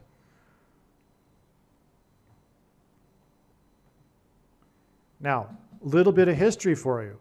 The Dodgers are one of the most iconic baseball teams in the major leagues because it's a very old franchise. It goes back to the old days of baseball in New York City when the Dodgers used to play in Brooklyn. They used to be called the Brooklyn Dodgers. Okay? They actually used to be called the Brooklyn Bridegrooms. And that name for them was in 1888, and 888 is the number that symbolizes Jesus, because in Greek, the Greek name Jesus is equal to 888 in Greek gematria. Well, anyway, that's another thing. But anyway, the point is that Dodgers is this historic team, and they moved to Los Angeles in the 1950s. Okay? And I think it was the 1950s. Yeah. And no. It might be the early 60s. And in the 50s, they were having rivalry World Series with the New York Yankees. Well, anyway, the point is, though, it moved to Los Angeles. What is Los Angeles? That's the capital for the entertainment industry. Which is why on the first ever day that a baseball game was played in Los Angeles, when the Los Angeles Dodgers had the opening day for the season, the game was attended by Milton Berle. Now, who is Milton Berle? If you are my age or younger, you probably don't know. Milton Berle, though, is one of the biggest pop star figures of the 20th century. He was the first television star. His nickname is Mr. Television. There was a time in American history where on the weekday that his show came on, stores would shut down and restaurants would close so that people could go and watch this comedian on television host his show. The Milton Berle Show, I think is what it was called. Maybe it wasn't called that. But the show was filmed in Chicago. He is Mr. Television, okay? And there's more to the story about Milton Berle, but he attended the first Dodgers game along with another star, Mickey Rooney. Now, Mickey Rooney, instead of sitting in the private box like Milton Berle, was out on top of the dugout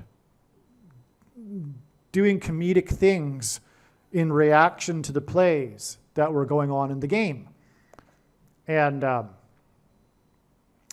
so Mickey Rooney is important here as well. And okay, so there's so much that's a big picture here. Now, let's talk about Hurricane Milton. Because again, we have this prophetic sign, we have these prophetic signs, plural, coinciding with the Dodgers. And Milton Berle attended the first Dodgers game, which was an important day in not only baseball history, but American history, because as I explained at the beginning of this video, American history is intertwined with baseball. Okay?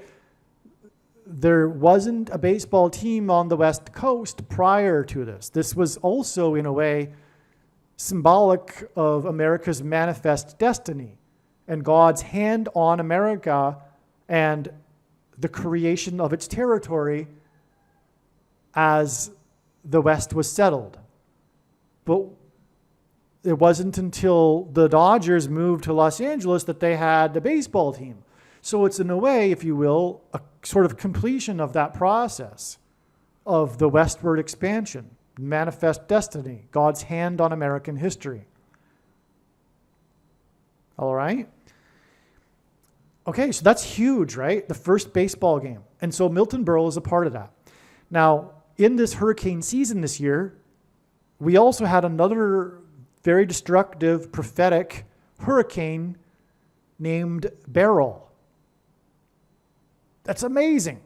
We have a hurricane named Milton and a hurricane named Beryl, and we also have Milton Berle.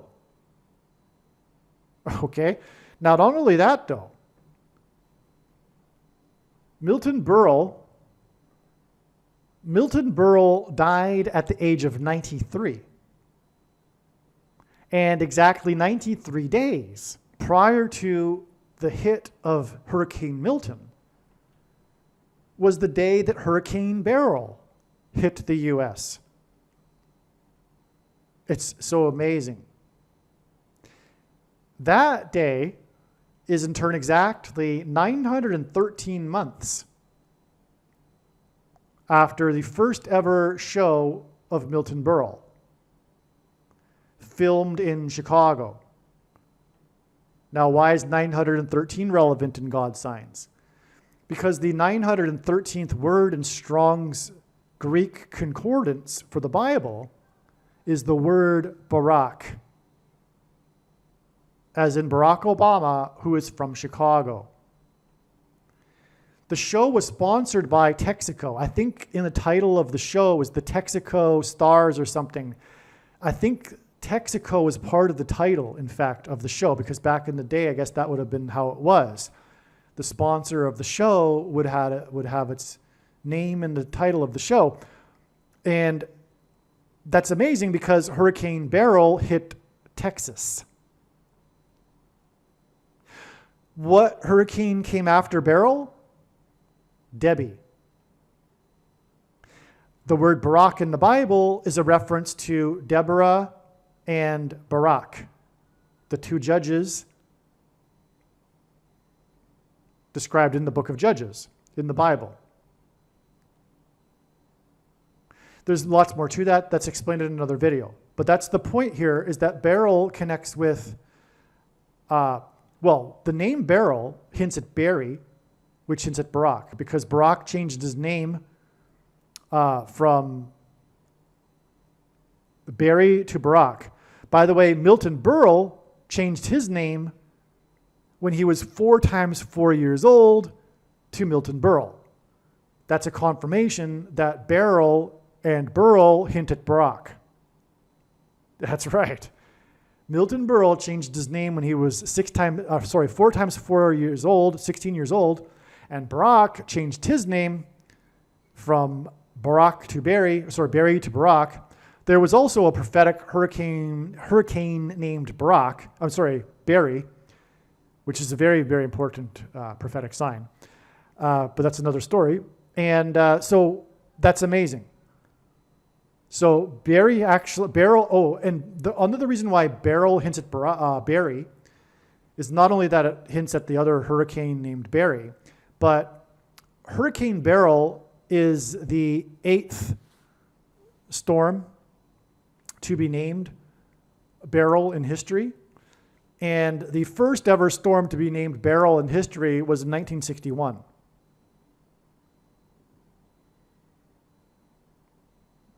That actually was the storm in the Indian Ocean, and there have been 8 Beryls in the Atlantic. So this is the 8th one, and the word beryl in the New Testament is a type of stone, and it's the 8th out of the 12 stones. Oh, and the reason why 61 is relevant is because Barry Obama, was born in 1961. And he was Barry when he was born, which is hinting at Beryl. Now, before Beryl hit the U.S., it went over the Yucatan Peninsula with 110 miles per hour winds. It hit the tip of the Yucatan Peninsula, and when you look at a map of Mexico, it is clearly in the shape of a shofar trumpet, the type of trumpet that the Israelites would have used, a ram's horn. It is a shofar trumpet, the shape of Mexico. The Yucatan Peninsula is the mouthpiece, and it was hit with this Hurricane Beryl with winds, 110 mile per hour winds, which is symbolic of wind blowing into the mouthpiece of the trumpet. Why is Mexico a trumpet? Because it is for the symbolism for the U.S.-Mexico border wall of security that is collapsing in God's judgment. Because it is a symbolic parallel with the book of Joshua and the walls of security that collapsed in God's judgment after trumpets were blown. What is Trump known for? His election campaign and presidency were synonymous with his border wall of security. The word Trump in archaic English means trump or trumpet or the sounding of a trumpet.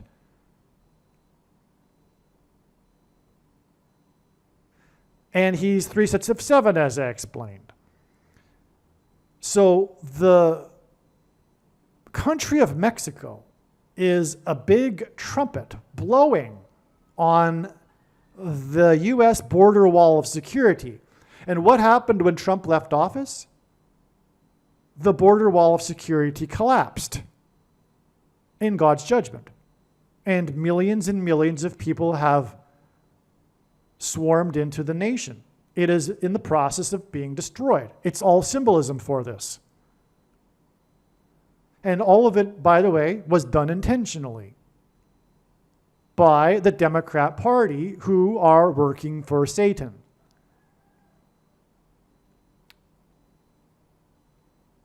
They may not know it consciously, but the whole collapse of the U.S. border wall of security is completely intentional by the globalists, the UN funding it all, including the U.S. funding it, and paving the way even, from giving people from all over the world plane tickets to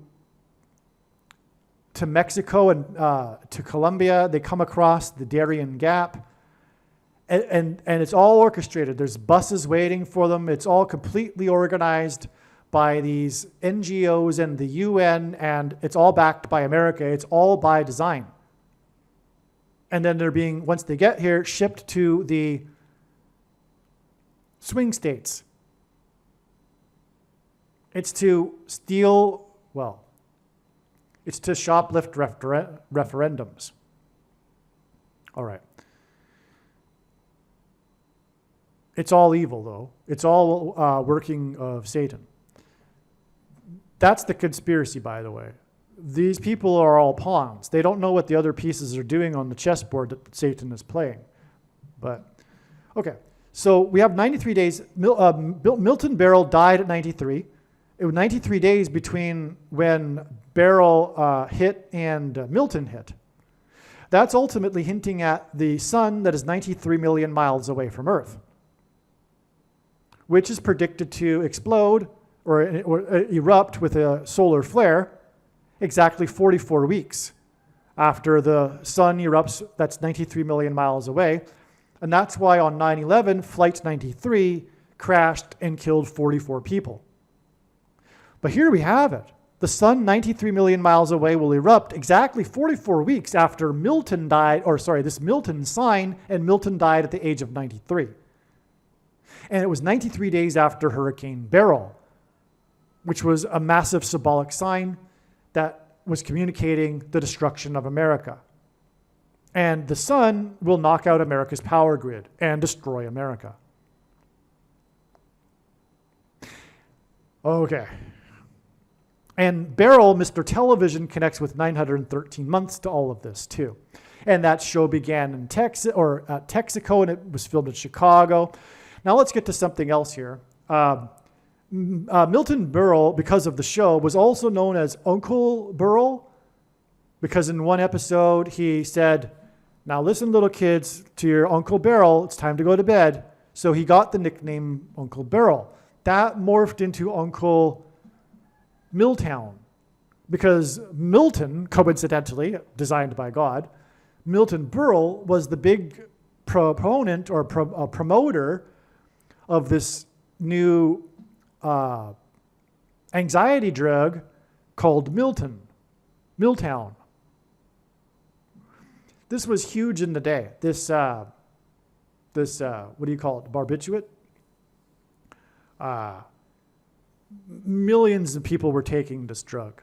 All right, this was a big thing, and he was the guy. He was promoting it, and the name of the pharmaceutical company that owned this is Carter, and that's why Jimmy Carter ties into all of this too. This drug, though, is symbolic of the mark of the Antichrist, because the mark of the Antichrist comes from the same industry that is corrupt to the core, just like it was back in that day. There's enormous profits in that industry. And people today do not fear God, and it is necessary to fear God to do the correct, to do the righteous thing.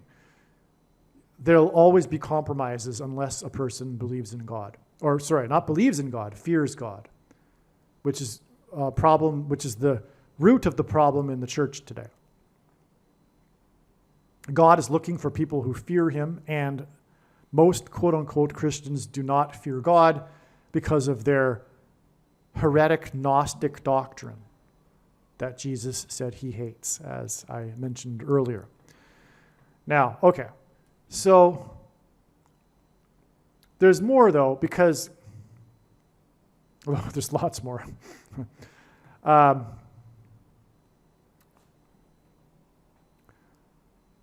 One of an important movie in Milton Berle's filmography is the movie, I think it was his first one, where the title of the movie is Tess of the Storm. This was a big movie in the day.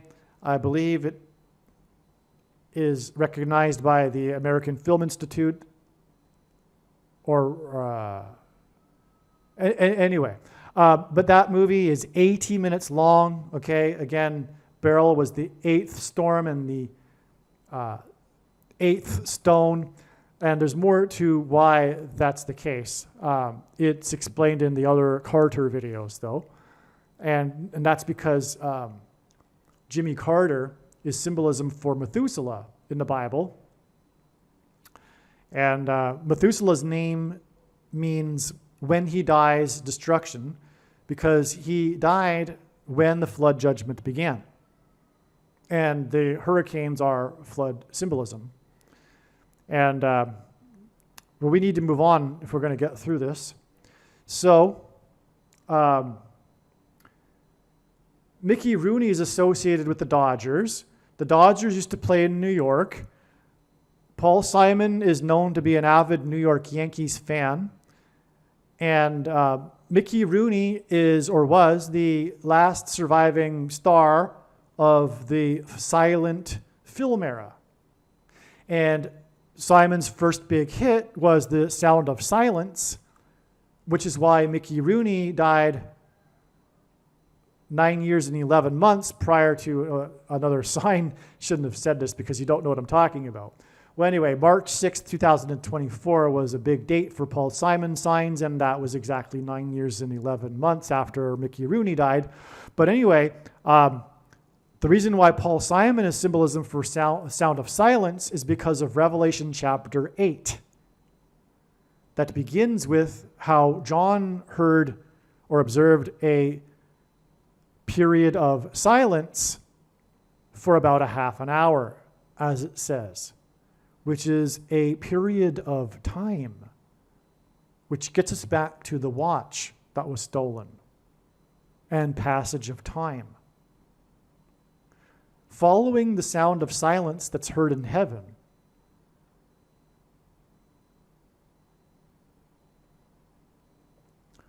are the seven trumpet judgments, the seven trumpet judgments. Okay, and so, in other words, the period of silence in heaven precedes the destruction of America, which is why Paul Simon's death will be a symbolic beginning to the destruction of America. It'll be a brief period of silence, if you will. Paul Simon will die right before the shoplifted referendum, the second one, which is why, by the way, there was symbolically 2 assassination attempts. It hints at the 2 shoplifted referendums. All right? And then shortly after Paul Simon will die, 5 days actually, will be the day that Jimmy Carter will die, and he is Methuselah, which means when he dies, destruction. And Carter is predicted to die the day before the shoplifted referendum. And on that note, the media continues to talk about how Carter has been saying that the reason why he is still living, the raison d'etre, the purpose of his life, was to be able to vote against Trump. That's because Carter is not a quote-unquote Christian.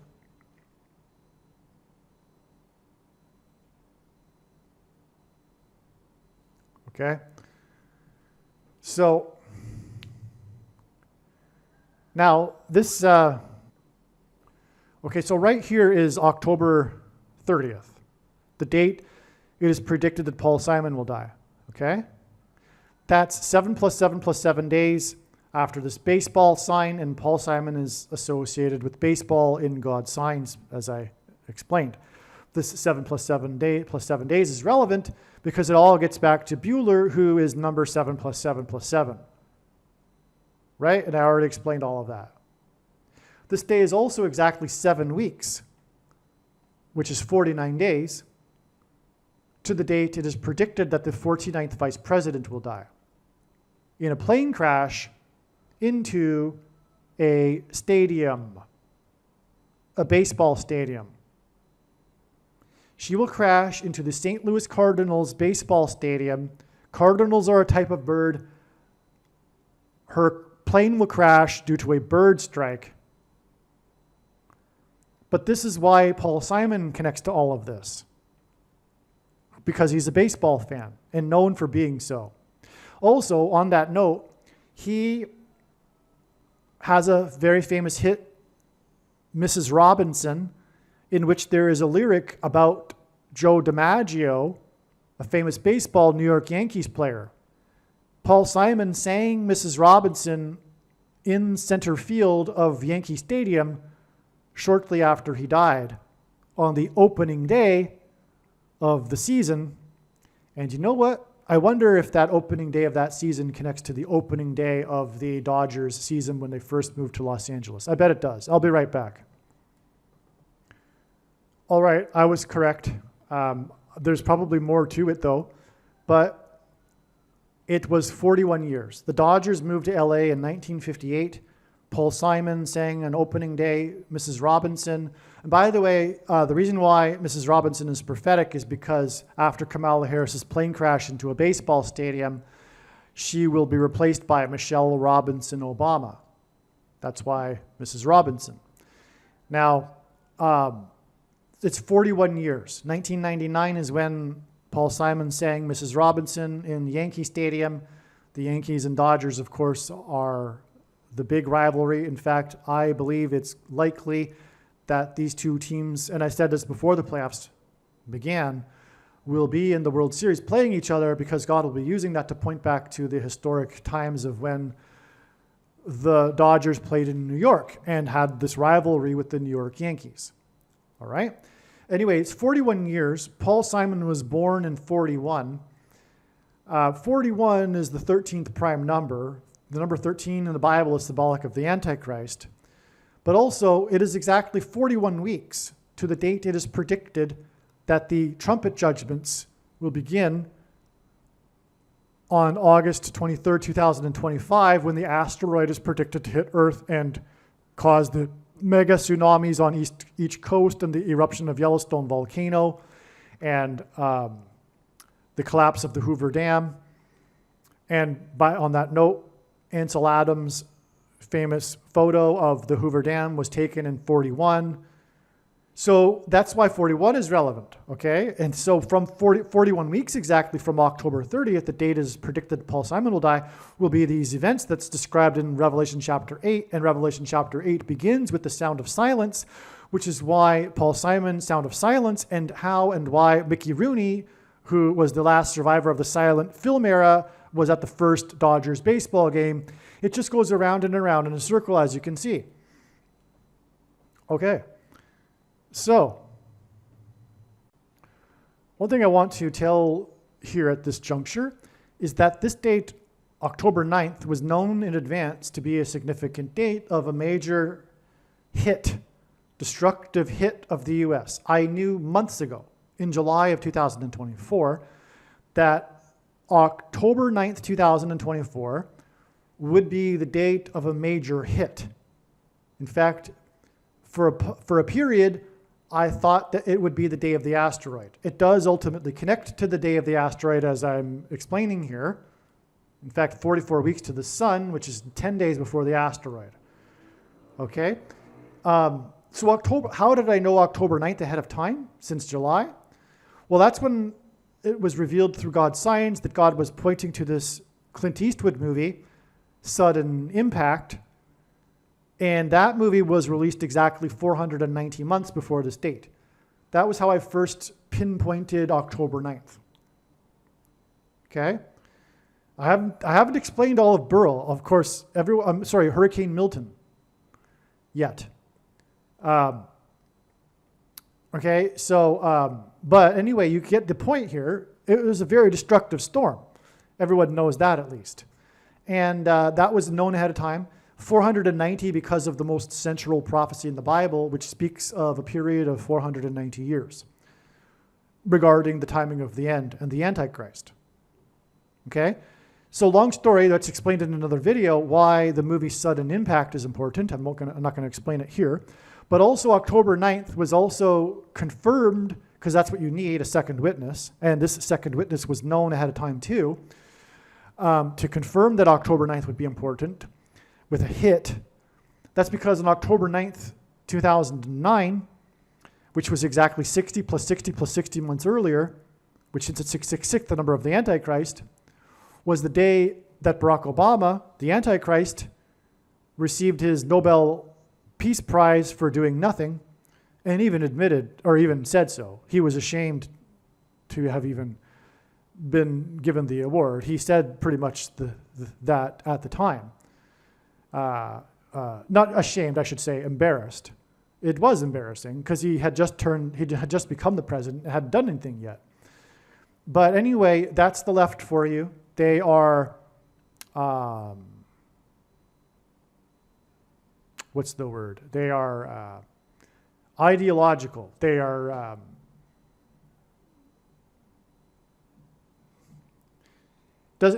facts don't matter for the left. Real things don't matter for the left.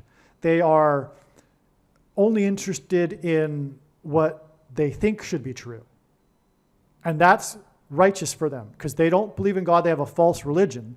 So what they think should be true becomes true because it's the way things should be for their religion in their which has the state as what they worship because they no longer worship God, they worship the state. And what should be true is true. The facts, real things, that's why it's impossible to debate or have a discussion about anything that matters to someone on the left because they will immediately either just start labeling you with insulting names or pejoratives or walk away. Because they can't talk facts. They're not interested in facts. It doesn't matter. They even will admit it. They know that you might be right on something, but it still doesn't matter because they know that they're righteous in what they believe in. So it's all ideology, right? And anyway, that's why he got, the Nobel Peace Prize for doing nothing. It doesn't matter. Facts, things don't matter. Real life doesn't matter for them. And because they're in a false religion. Ultimately, as I'm saying, led by Satan. Now, anyway, also on that day, though, that was the day, October 9th, 2009, that NASA bombed the moon twice. It slammed 2 satellites into the moon in order to study the effects of the hitting of the moon, which was what? Symbolism for an asteroid hitting Earth, right? It's amazing. So that's why October 9th was known ahead of time. And lo and behold, it does in turn connect with 44 weeks to this period that I'm talking about, the events in Revelation chapter 8 that will occur in the 8th month of next year. Okay, so anyway. Also, Milton Berle died on this day, which was March 27th, 2002. And this was exactly 20 years before Will Smith slapped Chris Rock in the face on the stage. I knew at that time, like the day after, that what this was symbolism for an asteroid slapping Earth. That's what it was. And that was clear because it's Rock. It's Chris Rock. Chris, since it's Christian. Will Smith was, right after that, won the Best Actor award for King Richard, which is Antichrist king symbolism. So it was clear anyway, and other signs and things confirmed the matter at the time, that that was symbolism for an asteroid hitting Earth. The day, like I'm talking about, this August 13th date, is 177 weeks and 6 days before the date that America will be destroyed when the coronal mass ejection hits Earth, followed 10 days later by the asteroid. All right? And 177 weeks and 6 days obviously hints at 1776, the symbolic year that America was born, but also 1776 is 4 times 444, which hints at the 44th president. 20 years, because in the Bible, 20 years is a prophetic period, a perfect, complete period of waiting. And, okay, so that's why Milton Berle, he also died, a confirmation of this, exactly 1,176 weeks before this Hurricane Milton. Okay, so Milton's death at 93 connects with the sun that's 93 million miles away, but he also connects with 1,176 weeks exactly, and that's relevant because this 1,176 number is the 48th triangular number. In a triangle of numbers, the last number in the 48th row is 1,176, and the Antichrist king is will be the 48th president. One thing before I move on and forget, Hurricane Milton hit 6 + 6 + 6 days, and again, this was the Dodgers game sign, and Tampa dodged Milton, right? This was 6 + 6 + 6 days, which is the number that hints at the Antichrist, after the prophetic fire just outside of Dodger Stadium that occurred during a baseball game, and fans in the stadium in their seats were seeing the fire. This occurred at an old courthouse. That's because the shoplifted referendum and the controversy of how Barack Obama will become the president again after a fiery crash into a baseball stadium. It's so amazing. It's so amazing. The crash actually occurred on San Fernando Road, and it connects with the San Fernando Valley earthquake in and on and on. But okay, so get that. Okay, let that sink in there. On September 21st, which by the way was exactly 36 months, which since it's 666, as I explained, the number 36, right?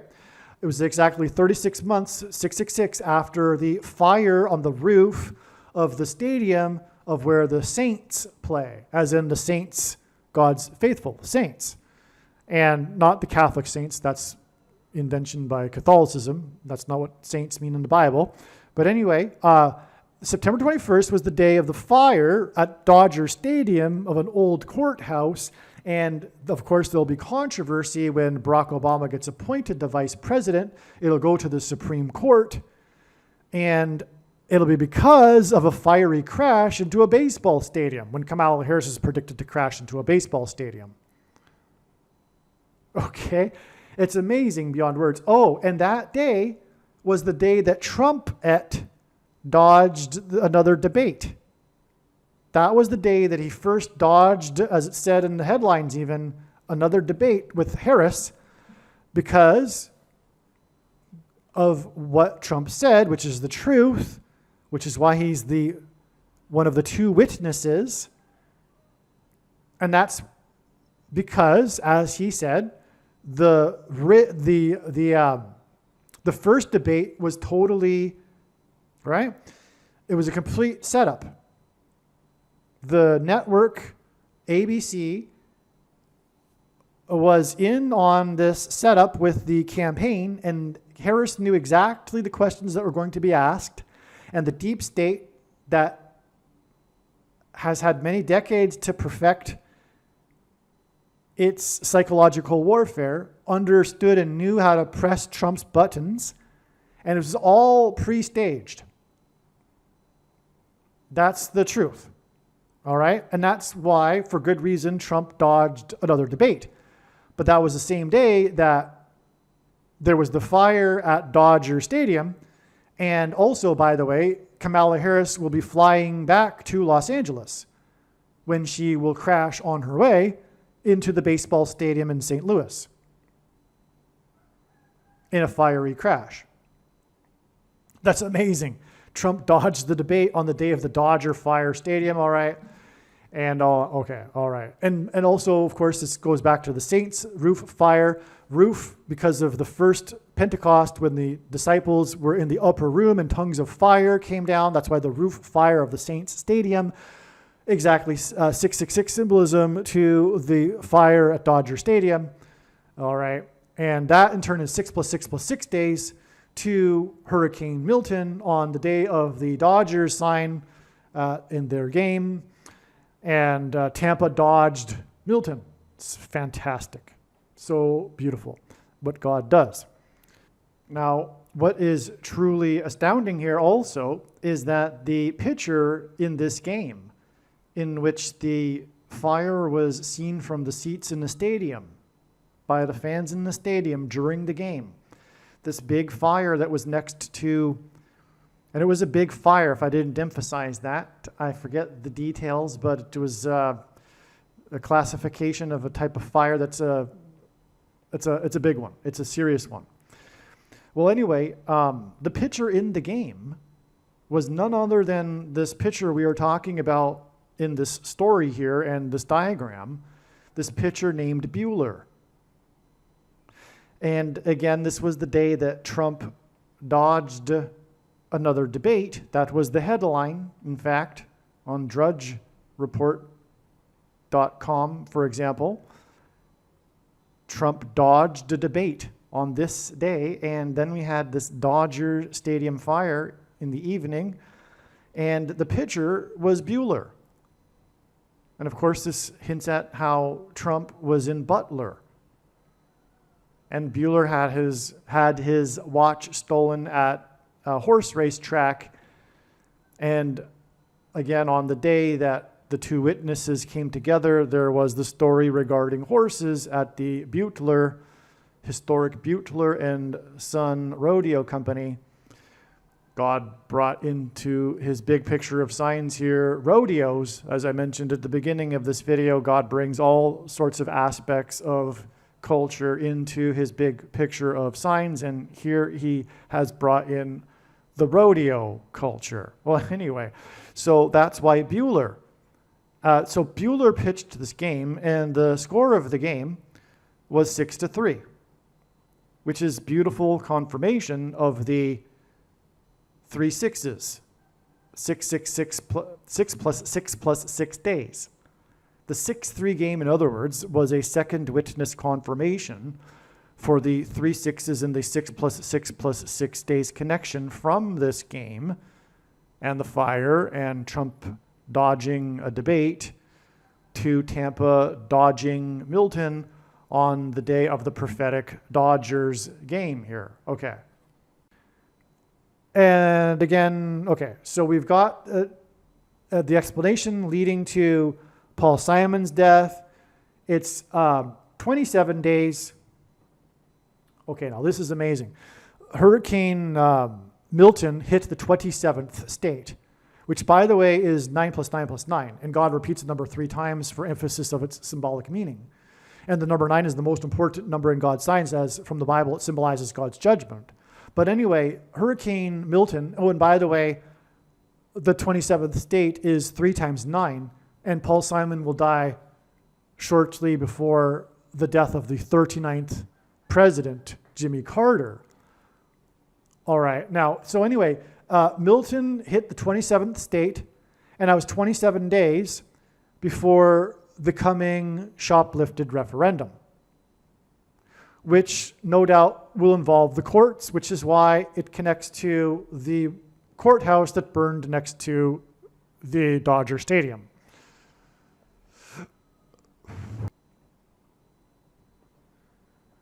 Okay, just to zoom in here, what's also astounding here is that John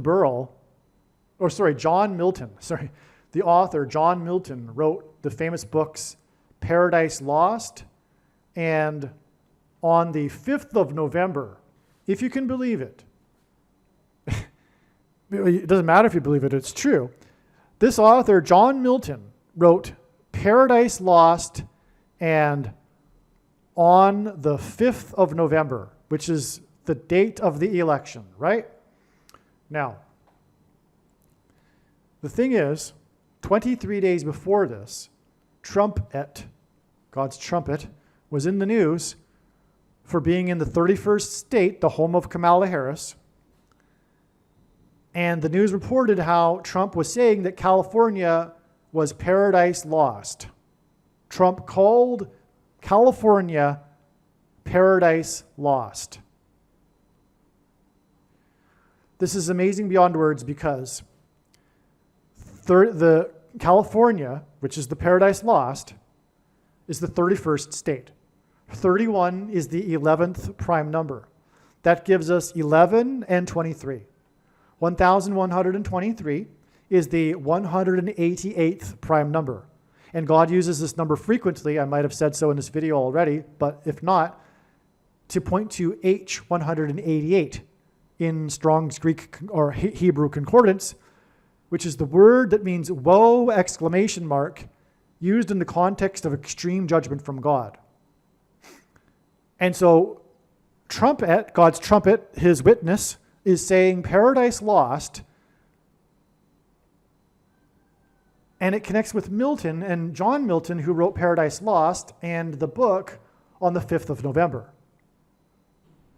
Milton hit Florida, which is said to be a paradise, which was lost, if you will, on this date, the 27th date, and it connects with 27 days to the 5th of November. We can throw in another one here too, because the Antichrist's number is 23. The basketball president wore 23 in high school. But this is a woe exclamation mark. It's a woe, right? And it all incorporates the assassination attempts. And again, like I'm saying, the second assassination attempt is symbolism for the second shoplifted referendum, which shouldn't be any surprise to anyone who knows anything. It should be expected. The Democrats know how to shoplift referendums. They didn't only shoplift. So now that they've learned that, do you think that it'll stop? No, of course not. If anything, they'll get better at it.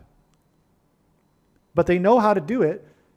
And Trump was the referendum in the year ending with 20 wasn't the only shoplifted referendum. The year ending in 22 was also shoplifted.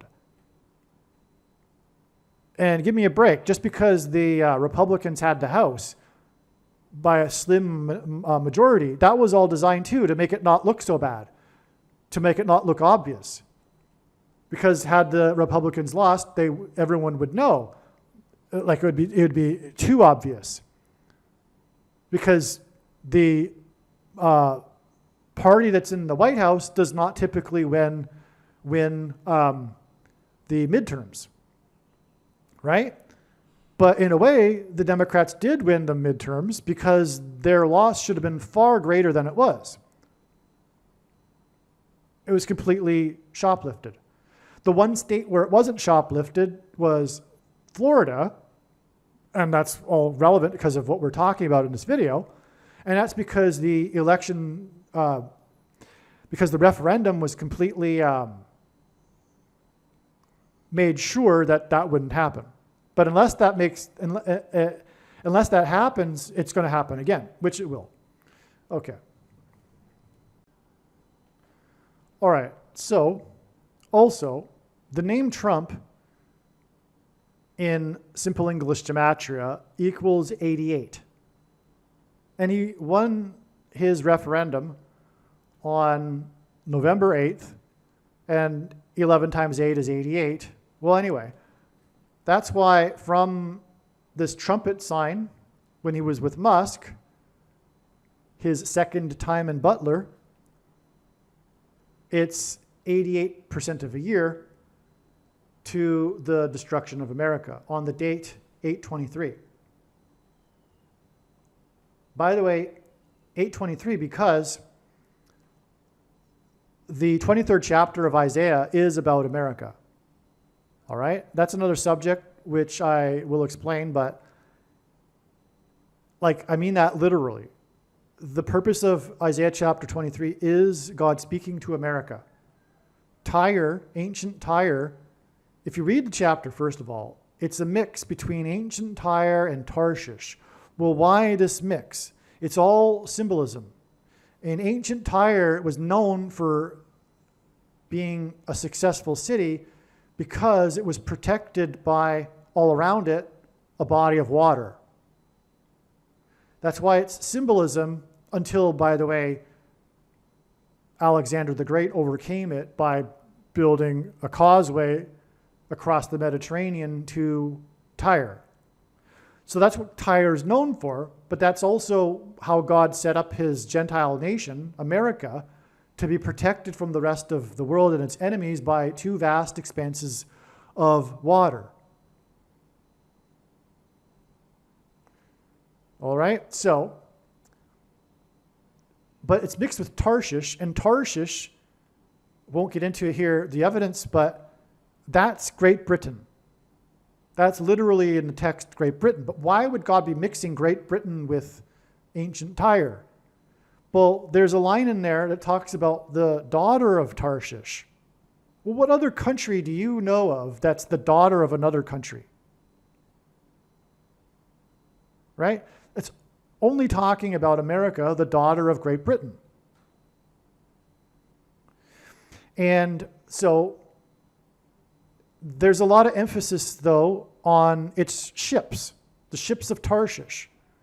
Well, Great Britain was the empire on which the sun never set because of its navy, because of its naval power, because of its ships, because of its trading with ships.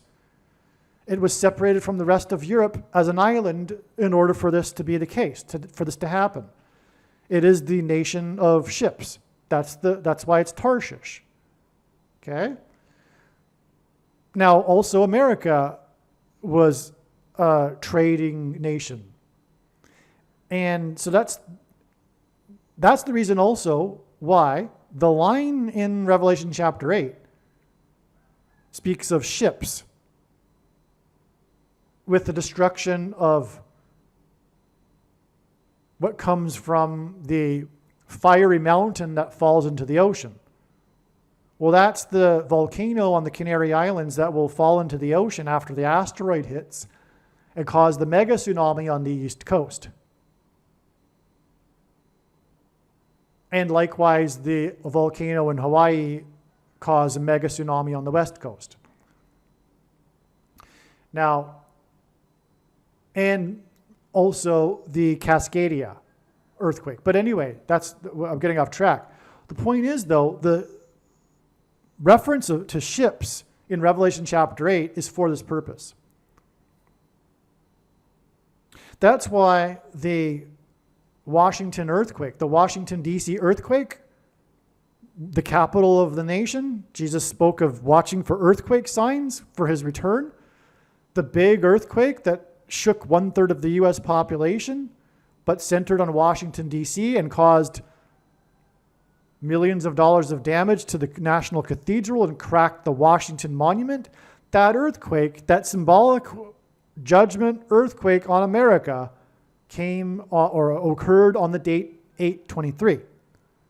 It's because of Revelation chapter 8 with its reference of ships, which is a reference to Isaiah chapter 23. And the book of Revelation, furthermore, is filled with references back to the Old Testament and the book of Isaiah. But this is all about America here, and that's why the asteroid will hit on the date August 23rd, 8/23. Okay, now, this is also exactly 46 weeks, which isn't the 18th semi-prime number. It's actually the 4 times 4th semi-prime number. Let's go over here now.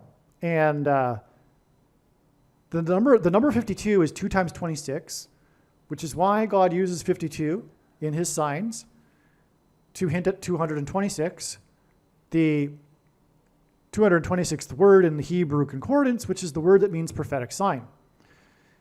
This Trump, Musk, the day that Milton formed prophetic sign was,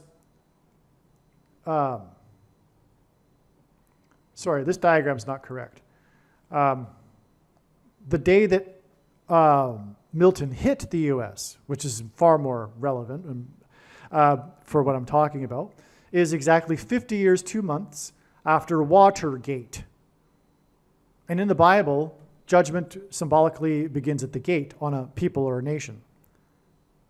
So Watergate, which is the day that Nixon resigned and Gerald Ford, the only unelected president in history, he was never elected vice president or president. He was appointed to both of those offices, just like how Barack Obama will be appointed instead of elected, and this will be how he overcomes the 22nd Amendment, which, by the way, is the reason for this 22 right here, too. And Trump being in the 22nd state right here, and the 2 plays with the 2 number 2s. It's also a hint at Obama, who will overcome the 22nd Amendment. Anyway, so this is a prophetic sign. Watergate connects to this water event when Milton slammed into Florida and Tampa dodged it, okay? Now, what we should do here now is finish this story with the connections to Ferris Bueller's Day Off. So, if you were a fan of Ferris Bueller's Day Off, hopefully you made it this far. Let's begin with, let's tell the story about one of the most famous scenes from the movie, which is the ending of the movie. Speaking of the end, as in the end times. The movie is known for its ending. I watched the movie as a kid with my 2 siblings and my father, and I still remember how funny and shocking the ending was. Because I was a kid and this sort of thing hadn't been done in movies before and whatever. But the movie ended with the scene in which the principal, who is the source of comedy in the movie, the principal that's after Ferris Bueller, if you know the movie, he is, after Ferris Bueller makes it home in time, and you have the climax and the ending, and everything turns out all right.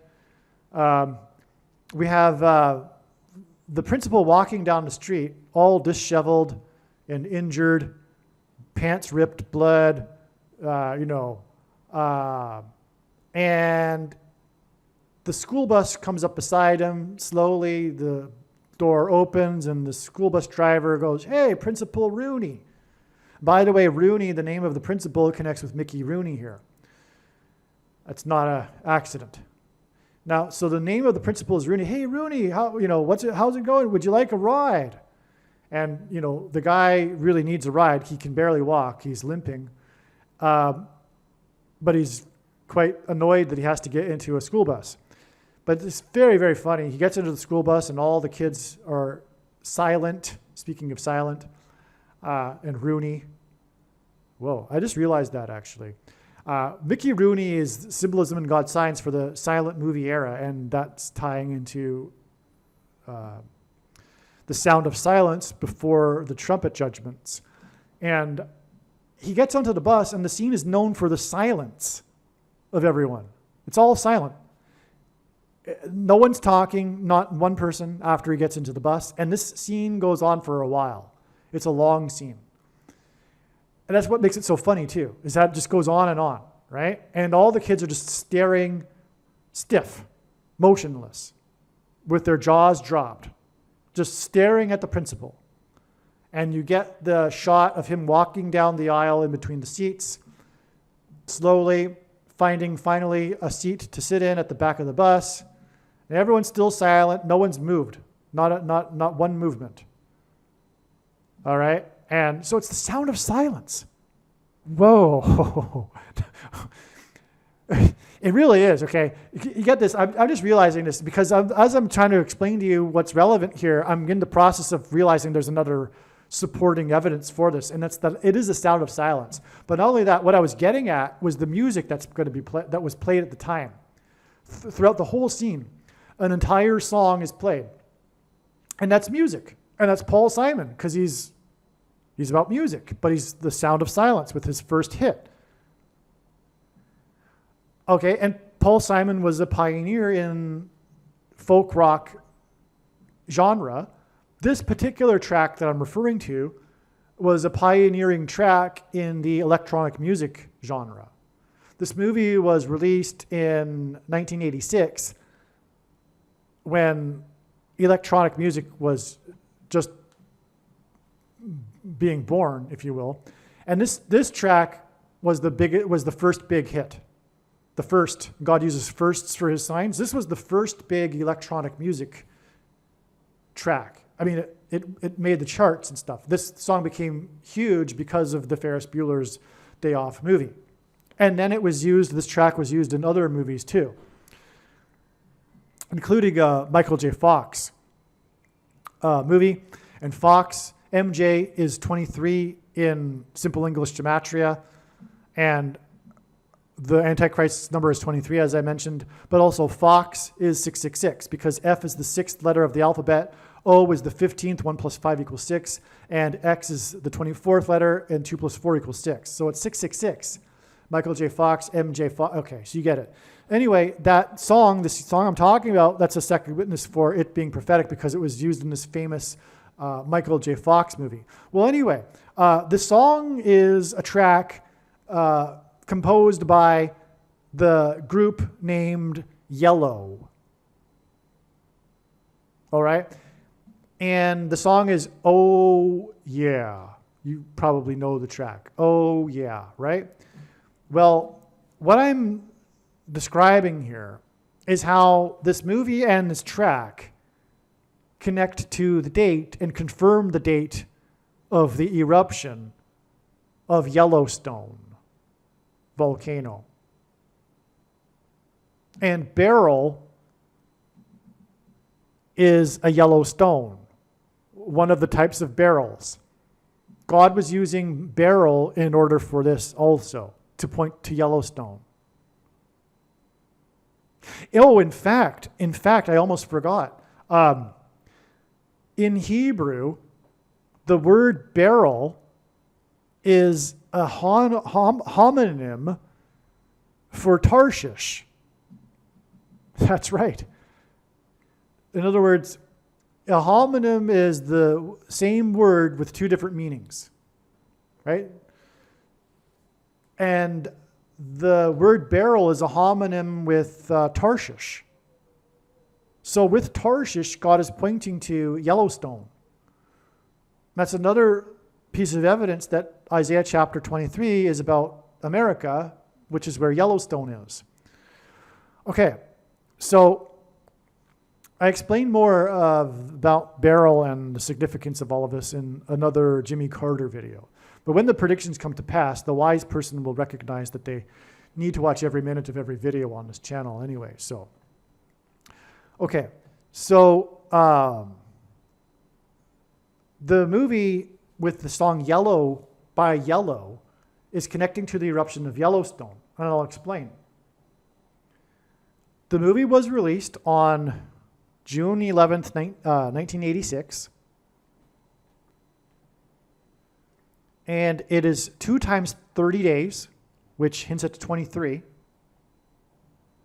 But that's also 420 days, which hints at 42. 42 months is a period of time in the Bible prophecy that is symbolic of the period of the Antichrist.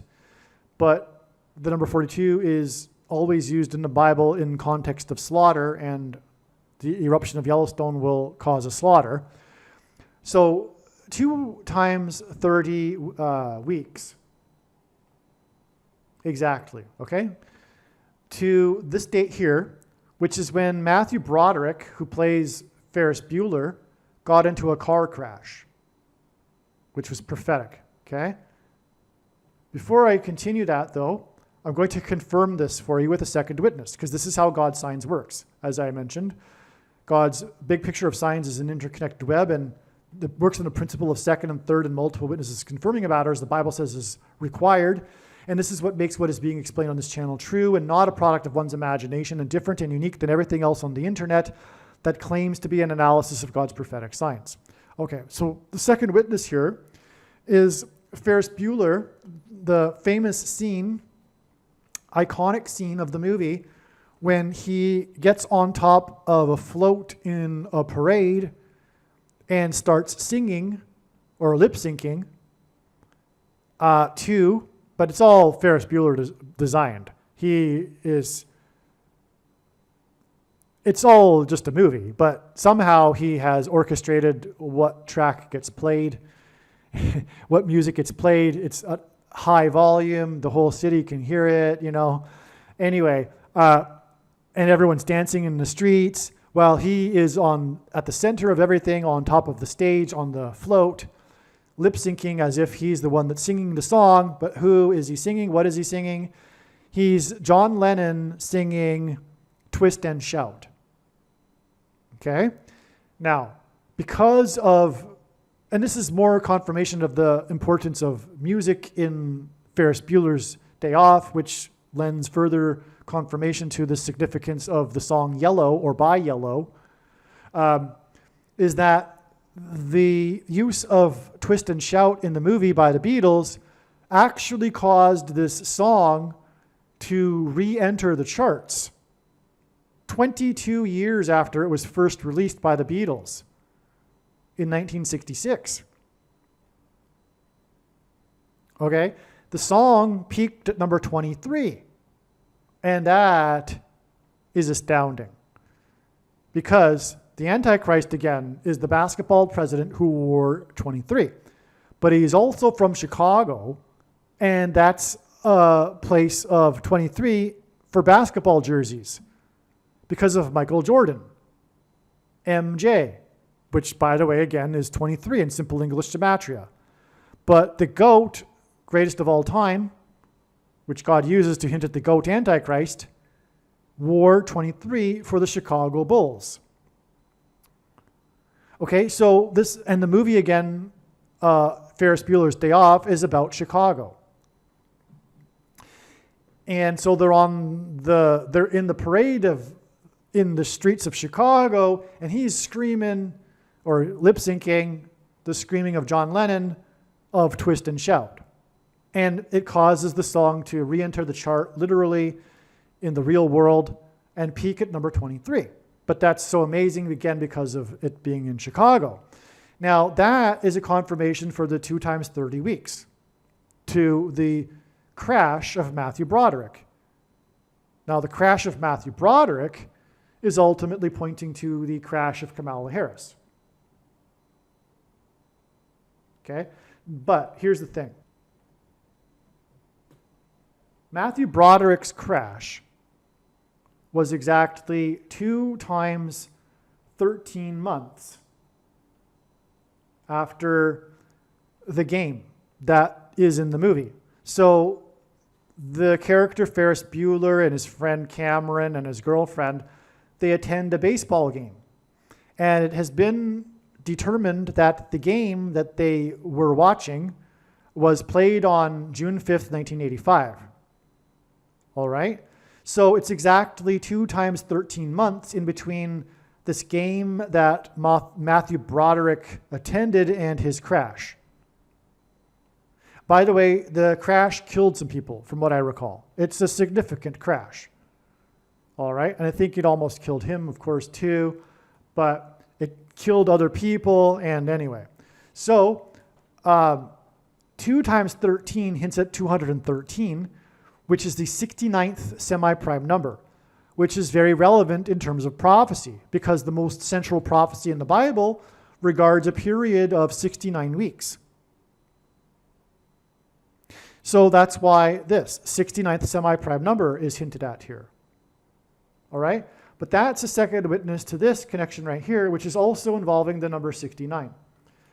This is exactly 458 months from Broderick's crash, which connects to a baseball game, to this baseball game sign here when Milton formed, when the Dodgers began their series. All right? And again, it connects to the dodging of Milton by Tampa and the other Dodgers game, and Milton attended the first Dodgers game and all that. So the first day of Milton hints at the first day of Dodgers. Okay, so that's why that's relevant too. But we have this connection, this 458 months, well, 458, the sum of its divisors, which God uses, is 690. That's a 69. But also, 69, and God repeats the number 3 times for emphasis of its symbolic meaning, is 23 plus 23 plus 23. So you have more 23s here connecting with these 23s. So all this is valid. And again, it's valid also because we are talking about baseball, and this stems from this movie that is attended a baseball game and the actual game itself that was filmed at. Both of these baseball dates connect to this baseball sign over here. Okay? And again, this, as I explained, connects to the date of the eruption of Yellowstone. Trump equals 88. This was a trumpet when Musk jumped onto the stage with Trump at the second time that he was in Butler. There's more to this, but why this is important for Trump, because it also connects to the date that he is predicted to die. But anyway, it's 88% of a year, and that's a Trump. TRUMP is equal to 88. Trump is trumpeting, in other words, the destruction of America. And that's the overarching theme of the Trump signs in general.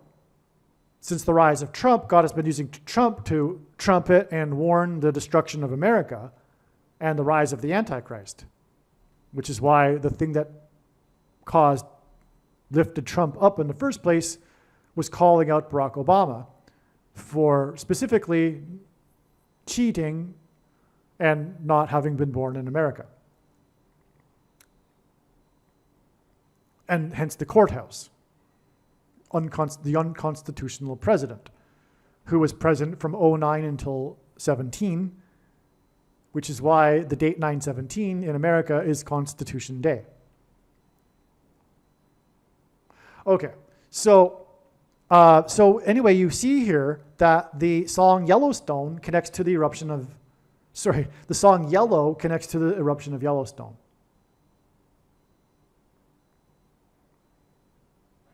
Okay. But also, Yellowstone is in the 44th state, and the caldera is situated on the 44th latitudinal line, and 46 weeks is the exact connection, and 46 is the 4 times 4th semi-prime number. All right? Okay. Now, another thing, too, is that the game in Chicago, where the 44th president is from, is exactly 40 years and 4 months before this baseball sign here. This is a second witness that confirms all of this. And again, all of this involves the number 23, and God pairs 23 and 44 together to confirm his signs and connections. Because if we think about it, the simple way in which God would provide a second witness for us, which is what is required, is through pairing certain numbers together. And 23 and 44, I know are the numbers because I have been studying his big picture of signs from morning until night for more than full-time hours for more than 6 years. And 23 and 44 essentially because the 44th president is the basketball president who wore 23. And so that's why this 40 years and 4 months is astounding, because it isn't an isolated thing. It connects, it's a second witness to these connections, which are all about the number 23. And it connects to Chicago. The game was in Chicago. And the score was 4-2 in that game. which hints at 42. And again, the number 42 in Bible prophecy is symbolic of the Antichrist. But this wouldn't be anything if this weren't a baseball sign over here. But it is. And it leads to this baseball sign when Tampa dodged Milton, and this other Dodgers game sign here, which I explained earlier. Oh, and by the way, I forgot this. Will Smith plays for the Dodgers. And we already talked about Milton Berle dying exactly 20 years before Will Smith slapped Chris Rock. I forgot to mention this. Will Smith plays for the Dodgers, and on this day, he had 5 at-bats and 2 runs and 2 RBIs. The 2 runs and 2 RBIs parallel the tying of the series 2-2 and the 2+2 days, and confirm the 22nd Amendment being overcome by Obama, right? And also the mark of the Antichrist. But also it hints at 52, and again I explained how 52 is 2 times 26, and that hints at H226, which is the word in the Hebrew concordance that means prophetic sign, right? 50 years and 2 months from Watergate. So yeah, Will Smith plays for the Dodgers. And we were talking about Milton Berle, who attended the Dodgers game, and he died exactly 20 years before Will Smith smacked Chris Rock. That's amazing too. I forgot to mention that. Okay. Now, back to this. The story, there's someone, I think it was John Hughes, or someone involved in the production of the movie, said that they believed that the main character of the movie was actually Cameron, not Ferris Bueller. Anyway, Ferris Bueller's friend, Cameron, is throughout the whole movie wearing a hockey jersey of the Detroit Red Wings, number 9, Gordie Howe, the king of hockey. All this king symbolism, again, points to the Antichrist king and King Apollyon from the bottomless pit in Revelation chapter 9. Oh, I shouldn't say that lightly. I should say King Apollyon in Revelation chapter 9, which is why Gordie Howe, the king of hockey, wore jersey number 9. Which is why this jersey is throughout the whole movie. Okay? It's a big part of the movie. That's why Gordie Howe died exactly 30 years after the release of the movie. And that is amazing beyond words. That's jaw-dropping. Because in the Bible, the 30 years is symbolic of a king. David was made king at 30, and so was Joseph. So 30 years is symbolic of a king. And we have this 30 years connection between the movie with the jersey throughout the movie to the death of the player that wore that jersey, Gordie Howe, number 9. Now, Gordie Howe, number 9, wore the Red Wings jersey, and he died, number 9, exactly 900.00% of a year before the rapture on Pentecost on June 8th, 2025.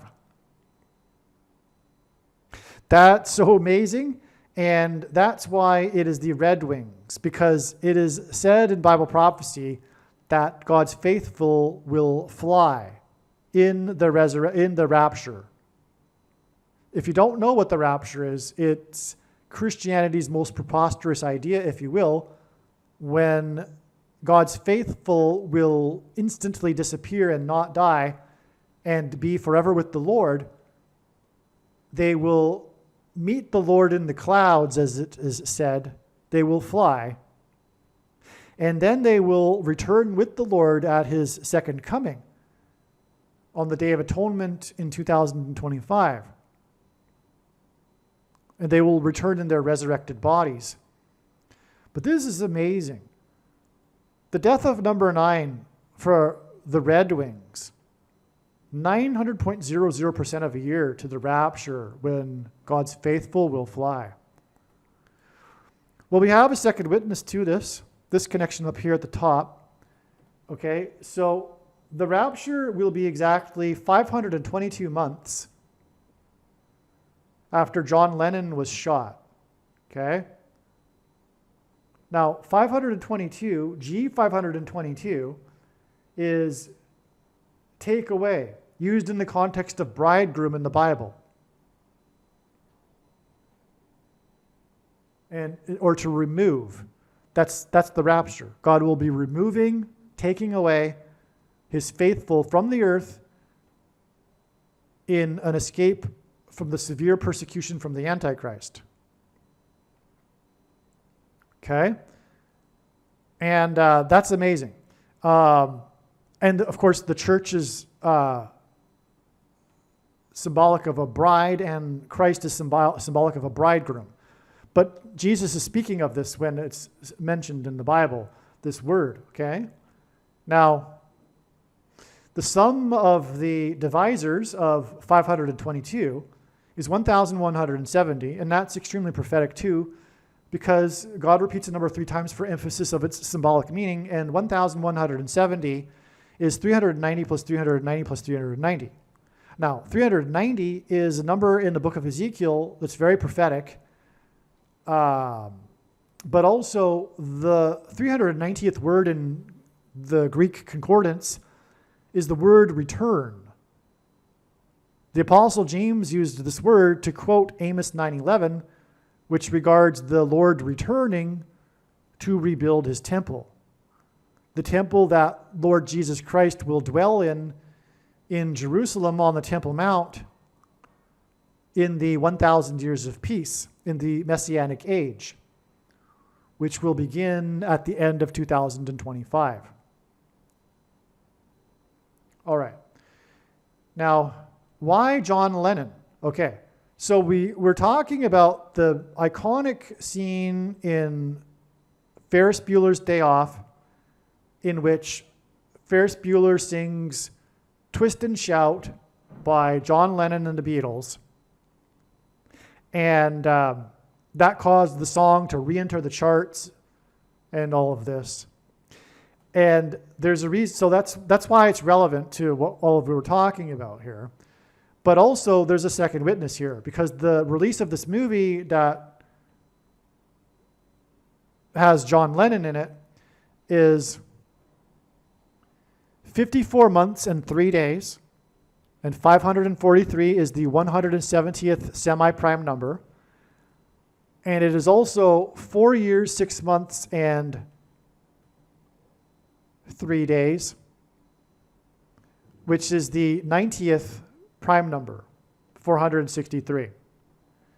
And by the way, God pairs 9 and 23 together, because the basketball president that wore 23 was inaugurated in 2009. And he was president from 2009 until 2017. And that's why this confirms each other. This is a second witness here to this confirmation, to this connection. All right? And so the movie that is about John Lennon with the twist and shout connects to the date that John Lennon died. Now, how did John Lennon die? Well, he died from a SHOT. And things that come out of guns and go into people are symbolic of the things that come out of things and go into people. The mark of the Antichrist. Okay?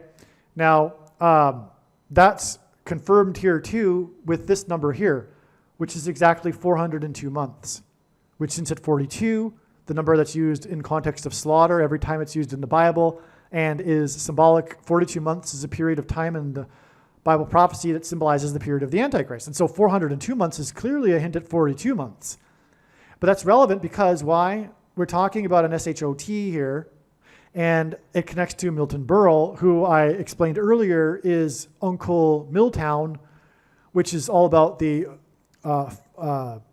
thing industry. You know what I'm talking about. And owned by the company named Carter. And all of this points to the death of Jimmy Carter, too, predicted to be on November 4th. The Day Before the Shoplifted Referendum, Lost Paradise, 5th of November, John Milton books, right? Okay. And also, it's 33 years and 6 months, and G, 336, is the word in the Greek concordance that means to put to death, yeah. So anyway, and John Lennon died. So how he died is very important. It's prophetic. It hints at the SHOTs. All right? And also, though, this is amazing. We're talking about the song Twist and Shout, which is what Kamala Harris will be doing when she is falling from the sky in her plane, about to crash into a baseball stadium on her way back to LA where the Dodgers play. She will be twisting and shouting.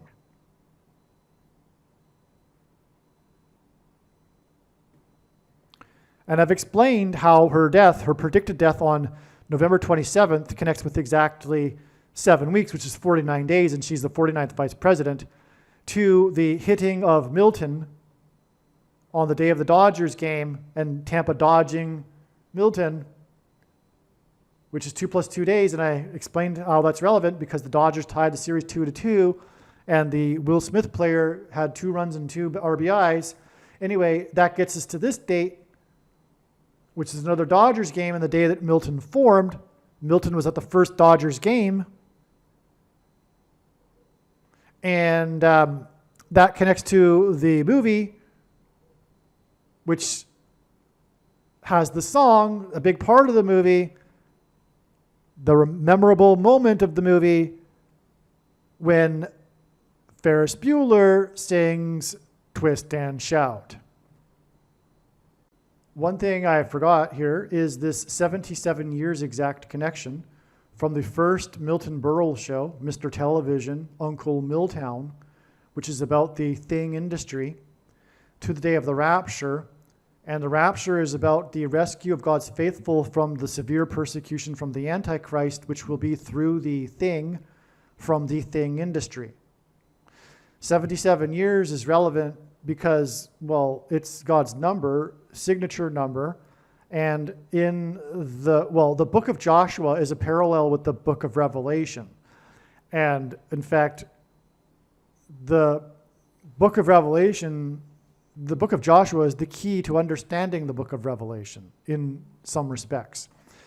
And in many respects. And in Revelation, there's this enactment symbolically of the sevens. On the 7th day, they blew 7 trumpets. So that's a 7-7 right there, right? And we're talking about the rapture. Them, the Israelites taking the promised land, is symbolism for the rapture, when God's faithful take the promised land, right? And also, though, you can look at this 2 other ways. One, 77 is 11 times 7. And that hints at 117, which is a number that God uses as symbolism for the mark of the Antichrist. Okay, there's a couple reasons. The mark of the Antichrist is in Revelation chapter 13, and the number 9 symbolizes God's judgment, and 117 is 9 times 13. But also, number 117 is symbolic of division, separation. That's what the rapture will be, a separation of God's faithful from the world. The phrase, let it divide, in the first chapter of Genesis, in Hebrew, is equal to 117 in Hebrew gematria. The middle chapter, the dividing chapter of the Bible, is Psalm 117. And the purpose of the mark of the Antichrist is to divide the sheep from the goats. Okay, so you could also look at it as 7 times 11, and the flood judgment began in Genesis 7:11. when the ark lifted up high above the earth, which is also a type or a symbolic foreshadow, if you will, of the rapture. Because again, the people who will be raptured will be lifted up high above the earth. Okay. I may have forgotten to emphasize this earlier, which is that the score of the Dodgers game of 0-8 was a confirmation of this connection of 93 days because Milton Berle died at the age of 93. And again, this was the day that Milton hit Florida and the Dodgers game, and Milton Berle was at the first Dodgers game. And this 0-8 score is confirmation for this connection because, again, Beryl, as in Burl, the hurricane hit on the 8th day of the month, but it was the 8th storm in history named Beryl, and Beryl in the book of Revelation is the 8th stone. So that's why the 0-8 score here. And again, Milton Berle starred in this movie, Tess of the Storm, which was 80 minutes long. And speaking of that, I think I also forgot to mention that this movie is a silent movie. And this is part of the connections here pointing to Paul Simon, who is symbolism for the sound of silence. At the first Dodgers game, Milton Berle was in attendance along with Mickey Rooney, who was the last star from the silent era movie era. Okay, I explained that earlier. So that's why the significance here of this first Milton Berle film and it being a silent film and it being about a storm, and we are talking about this storm named Milton. Okay, so this video has talked about the day that Hurricane Milton hit Florida on October 9th. All right, and this was the day that Tampa dodged Milton. Again, Tampa being one of the 10 most vulnerable cities in the world. A direct hit would destroy the city. And on this day, Tampa dodged the Hurricane Milton, and we talked about how this was the day of a prophetic Dodgers baseball game, and Milton Berle and Mickey Rooney attended the first Dodgers game ever in Los Angeles. So let's pick up with that right here, which is that Milton hit the beaches of Florida. Okay, Milton hit the beaches of Florida on October 9th. Tampa dodged the storm on the day that the Dodgers tied the series 2-2, 2 plus 2 days after the series began on the day that Milton first formed, which was 7 days after the watch of Dodgers pitcher number 7+7+7 was stolen at a horse racing track. Mickey Rooney was the star of the game at the first Dodgers game in Los Angeles because of his antics on top of the dugout. Mickey Rooney starred as a horse trainer in the movie The Black Stallion that takes place on a beach after a shipwreck caused by a storm. Okay, so Milton hit the beaches. Milton was a storm. This connects to the stolen Dodgers watch at a horse race track. Mickey Rooney was nominated for an Oscar award for his role as a horse trainer in the movie The Black Stallion, which was a movie that was directed by Francis Ford Coppola. This movie takes place on a beach after a storm, right? There's a ship, the plot of the movie, shipwreck caused by a storm. The kid and the horse end up on the beach and develop their relationship, okay? So it's a movie about a beach. Mickey Rooney stars in this movie and was nominated for an Oscar. He was only nominated for 2 in his entire career. This was one of them. But this lines up with this Dodgers sign because of the beaches that were hit by Milton on the day that Tampa dodged Milton, okay? It's amazing. Now, here is where the new breakthrough here.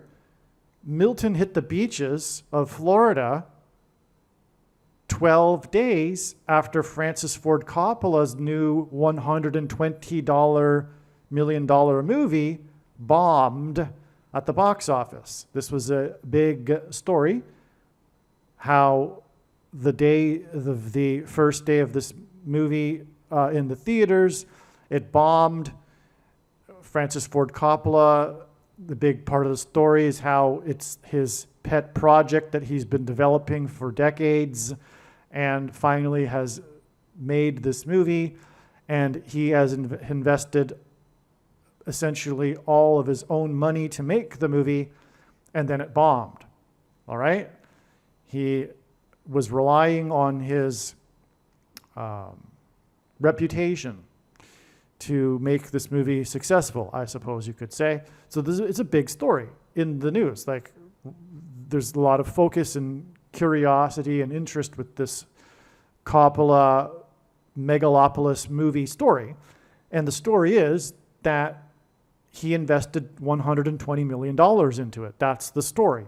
The story is about its financing and how it bombed and how no distributor wanted to take the movie and all of this. So it's the story of this movie has been about its financing.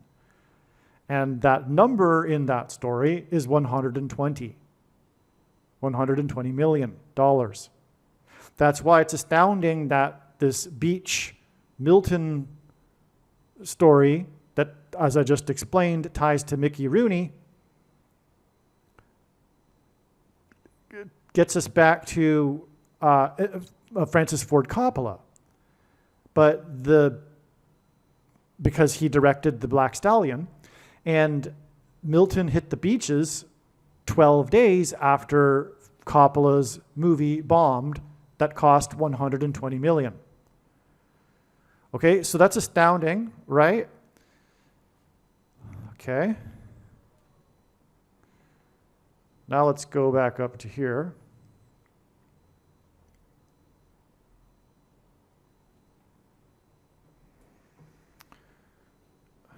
The movie The Black Stallion is a color, okay? So the connection, as I've just explained now, Milton and the Dodgers and Mickey Rooney and Merle, okay? Black Stallion is the connection here, and that has in its title the color black. Black is a color, which emphasizes the importance of colors. Black and orange are the colors of Halloween. Paul Simon will be the sound of silence for a half an hour. So his death will be 7 + 7 + 7 days. I've explained already the relevance of that. After Milton hit the beaches, which, as I've just now explained, points to the movie The Black Stallion. And that's a color of black, but orange is the other color of Halloween. Now, I've explained this 7 + 7 + 7 days to the date it is predicted that Paul Simon will die, the day before Halloween. Hurricane Milton hit the coast of Florida and Tampa dodged it in the evening on the 9th, but the hurricane then was traversing over the peninsula of Florida on the 10th. And on the 10th, Trump trumpeted about the farce that was the 60 Minutes interview of Kamala Harris. Okay, that was another bogus interview, and Trump trumpeted it because Trump is God's trumpet. All right, and furthermore, as I explained earlier, I believe, in this video, maybe I didn't, but I've explained it countless times, Trump is symbolic of the book of Joshua when trumpets were blown before the walls of security of Jericho collapsed in God's judgment. hence why the connection between Trump and the southern border wall of security, but also why Trump on the day of his inauguration in the year ending in a 7 was exactly 70 years, 7 months, and 7 days old, and on and on. So Trump is a 3 sets of 7, and Trump trumpeted a period of time, 60 minutes, because of the name of the show, 7 plus 7 plus 7 days before Halloween. Now, this is all relevant because Trump is associated with the color orange. His detractors, his critics, label him the Orange Man. Okay, so Trump is associated with the color of orange. But the fascinating thing here is that so is Francis Ford Coppola because of the movie The Godfather. Coppola's big movie The Godfather, which is symbolic or points to Trump. The Godfather is symbolic of Trump. Not that Trump is a criminal or a gangster. No, no, no. It's just symbolism. Trump is the alpha male of the Republican conservative movement, if you will. That's the connection. Now let's tell this story here that God has communicated. It's so amazing. The storm went over the area of Florida, which is Milton, after it hit the coast, went over the area of Florida in which oranges are grown, right? There's a region of Florida where oranges are grown, and that's exactly where Milton hit. Milton, in other words, was pointing to oranges. It's very clear, okay? If you look at a map of Florida, not the entire state is known for growing oranges. The region that's known for growing oranges was exactly the region that was hit by the hurricane when it passed over the peninsula. The Hurricane Milton was also known for ripping the roof off of the stadium in Tampa named Tropicana. Tropicana is a company that was founded 77 years ago in Florida for growing oranges. Okay, again, Trump is a 3 sets of 7. We've established this. We've got the 7 plus 7 plus 7 days from the day that the Milton went over the orange growing region of Florida to Halloween. The colors of Halloween are black and orange, and these are the 2 colors we are receiving through God's signs, which confirms through the 7 plus 7 plus 7 days this 77 years from the founding of the company in Florida. Okay, so this is important. This is relevant. This ripping the roof off of the stadium. Furthermore, earlier in the video, we were talking about the fire on the roof of the Saints Stadium that connected with exactly 36 months to the fire just outside of Dodger Stadium at the courthouse. And we are talking about an upcoming shoplifted referendum that will be litigated in the courts. And we are talking about the rise of the Antichrist, the unconstitutional president becoming the president again through overcoming the 22nd Amendment. Hence the 2 plus 2 days between the day that Milton first formed and the storm hitting the orange growing region of Florida. Okay, so this is important. So now we've got this established here.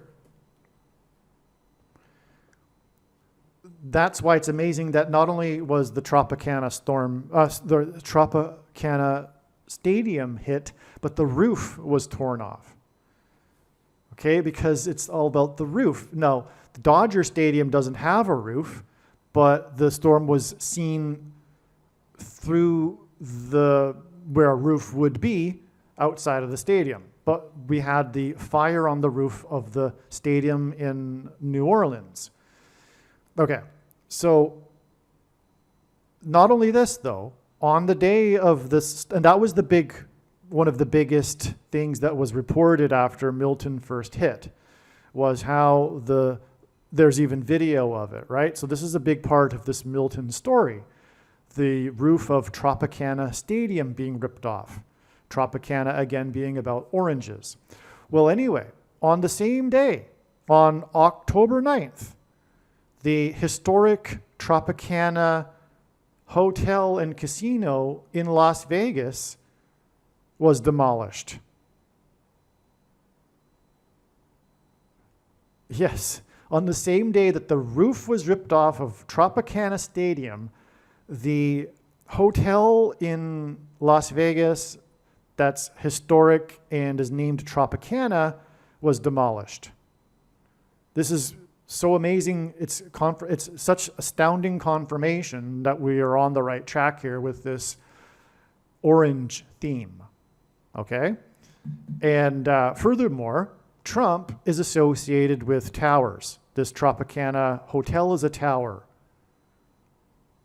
So that's more confirmation that we are being pointed to the Orange Man.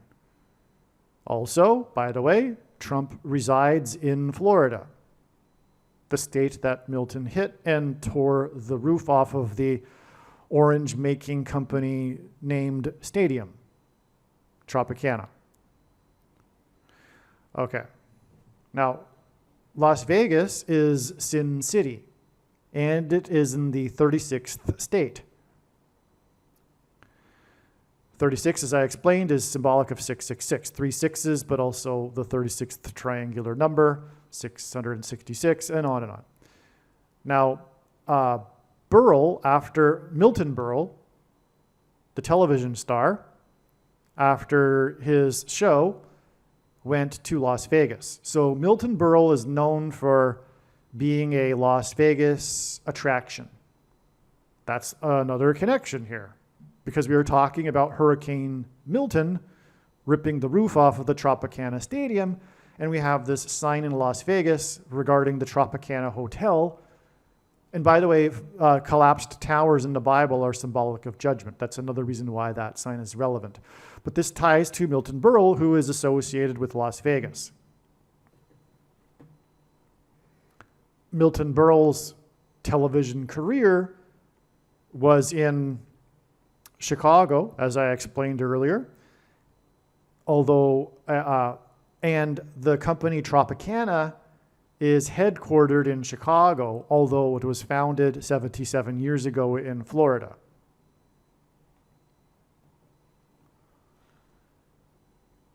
From the day that Milton hit, again, it is exactly 7 weeks, 49 days, to the predicted death of Kamala Harris, the 49th vice president, and she is predicted to crash into a baseball stadium. That's right. Tropicana Stadium is a baseball stadium. It's where the Major League Baseball team in Tampa plays baseball, and Kamala Harris is predicted to die in a plane crash exactly 7 weeks later into a baseball stadium, as I have been explaining here. That's astounding, right? So that's a big reason why God has pointed to this Tropicana Stadium. But in the process of doing so, in providing the second witnesses, he's also pointing to President Trump, the Orange Man. All right? Another thing. God has been using this man named Nick Wallenda in his signs. Nick Wallenda is an extreme performer who has said that his tightrope walking is his ministry, his service to God. And although I have never heard him say this, a tightrope and a man walking across with a balancing pole engenders a cross with the man at the center. There was a prophetic sign, for example, where Nick Wallenda walked across the lake of fire.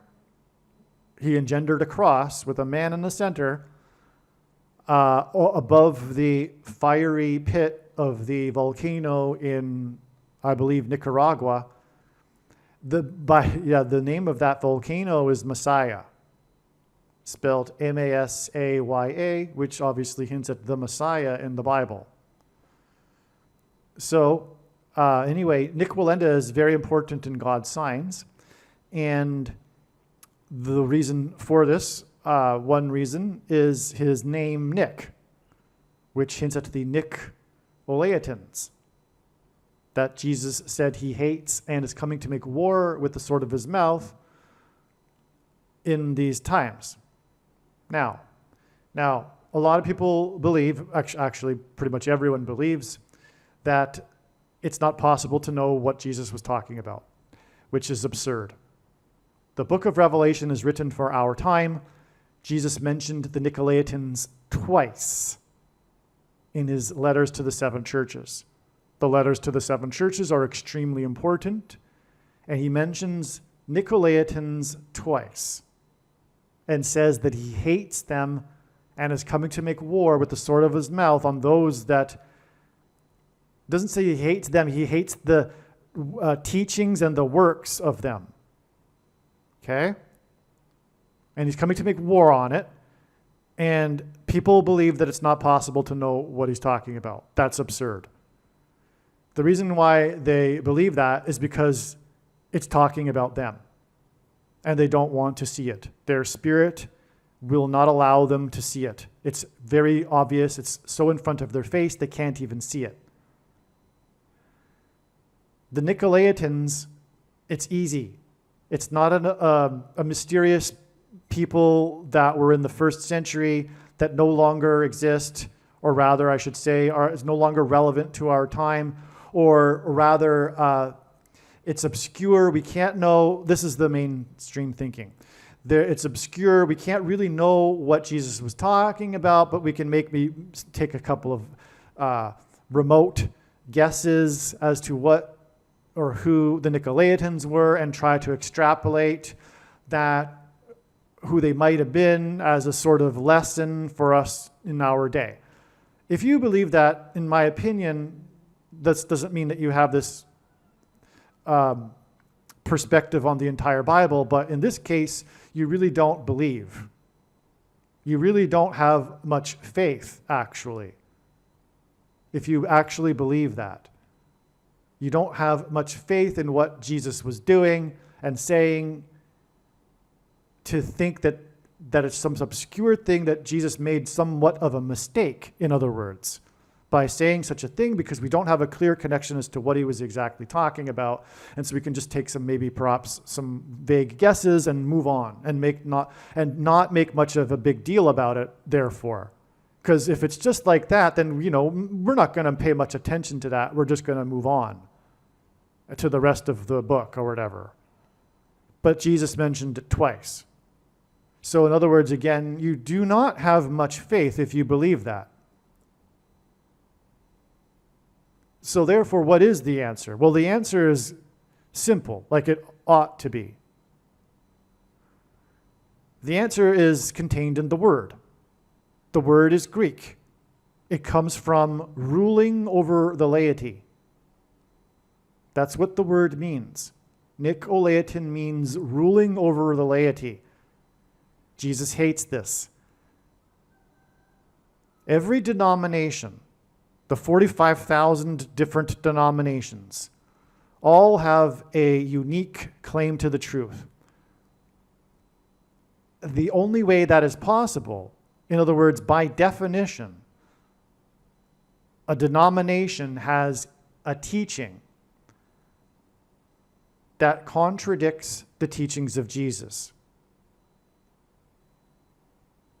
They all suppress the teachings of Jesus, all of them, all of the denominations, in order to have their unique teaching. But they must, in some way, obscure or contradict the teachings of Jesus. Okay? And that's why Jesus forbid Nicolaitans. He forbid it. He said, you only have one teacher. Do not call anyone else your teacher.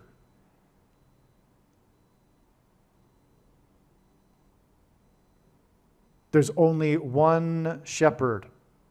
We do not have shepherds underneath Jesus. The writings of Peter and John and James support this, and some of the writings of Paul. There are some of the writings of Paul in his latter writings, I suppose, when he was getting frustrated with the churches, and he said some things that clearly contradict the teachings of Jesus and Peter and John and James. Okay?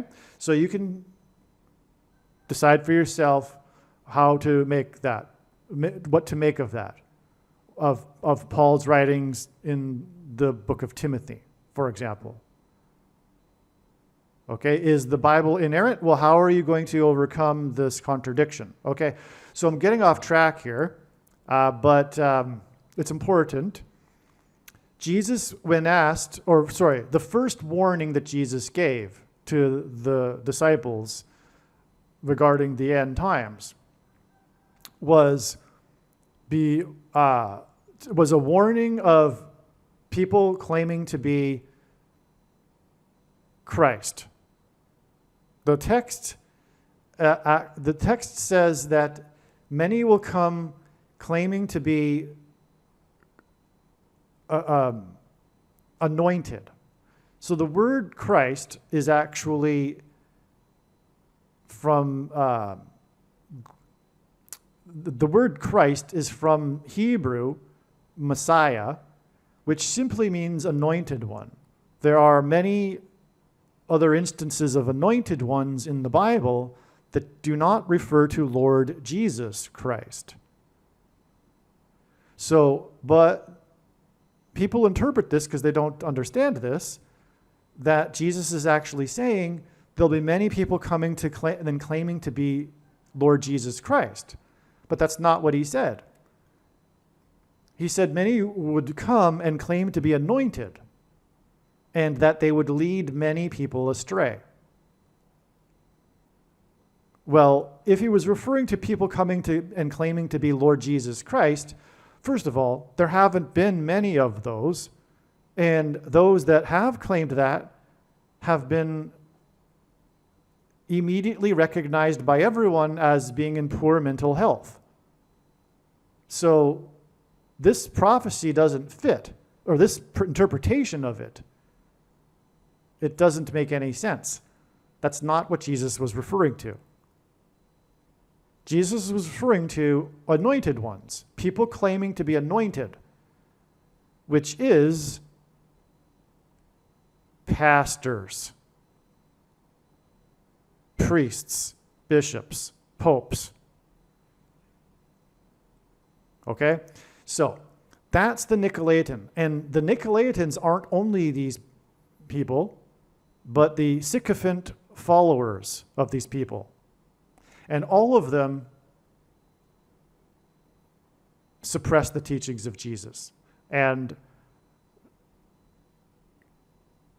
the denominations are, that's why also Jesus forbid preaching for money. And that's not even contradicted by Paul. The passages that these pastors use to claim that they are entitled to preach for money are actually taken out of context or twisted. If you just read the verses that come before it or after, it's clear that Paul is talking about, in some instances, exchanging ministry work for food. But Jesus forbid preaching for money. And he knew exactly why, because it would lead to these money-funded institutions that would institutionalize and cement and pass down from generation to generation these egregious, abhorrent errors that are within all of the denominations. Okay, all of these denominations are, by definition, money-funded and with leaders that are paid, which pass down the egregious errors, okay? So this is the Nicolaitan doctrine that Jesus hates. All of these errors, whether it be the Catholicism error, but also the errors of the evangelical culture with its pastors, which is sovereign grace, Calvinism, dispensationalism, free grace, which the Lord has also specifically identified through his prophetic science. That I'm not going to get into that. But I've gone into this enough now. The Lord has given me the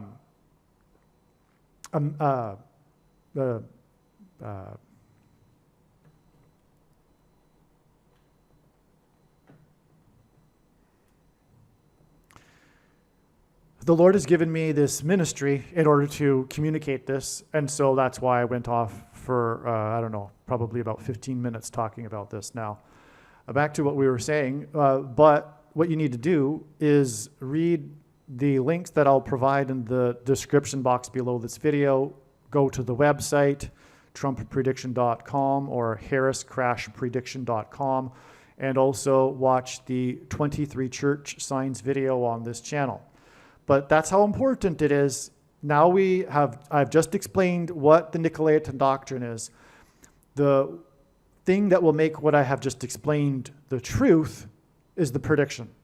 The reason why, the purpose for this prediction that is from God is to prove what I have just said.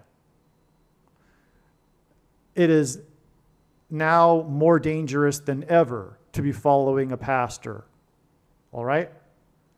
This arrangement of coming together and assembling that was inherited from Catholicism, of lining up in rows and paying for a performance of some well-talking alpha male for 45 minutes to an hour and then go home, whatever. That's not, first of all, community. Also, Paul said even, if someone is speaking and another one has been inspired to say something, let the person who is speaking be silent and let the person who wants to say something say something. When do you ever see that in a church? If someone were to do that, they would be immediately escorted out of the church and probably asked never to return. This is a monopoly on information. This is communism. This is socialism. This form of socialism is produced just like political socialist states, infantile citizenry. That's the inevitable result of following someone and like the state, taking care of someone. Furthermore, John said in the first John 2:27, you do not need a teacher. You do not need to be taught. You have the Holy Spirit. You have the Holy Spirit. You do not need a teacher to teach you the Bible. You have the Bible, you have the Holy Spirit, and you have fellowship. You do not need pastors. Pastors become a problem, just like when the state tries to take care of people, it produces an infantile, immature, easily led astray population. Just look at the examples of history. All right? So there's coming judgment for this. Jesus hates this and is coming to make war on this. There's judgment happening currently. When your, for example, pastor or priest said, make your own decision about the thing and whether or not to take it or whatever, and said, no, it's not the mark of the Antichrist when it is, you were led astray. And why? Because Jesus is coming to make war on the Nicolaitans.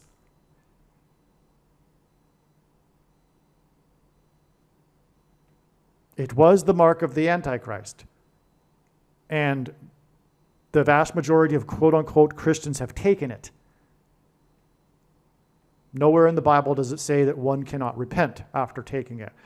Okay, so now that I've explained Nick Wallenda enough, Nick Wallenda performed, and God has used his performances for prophetic signs. he performed his death wheel. Okay?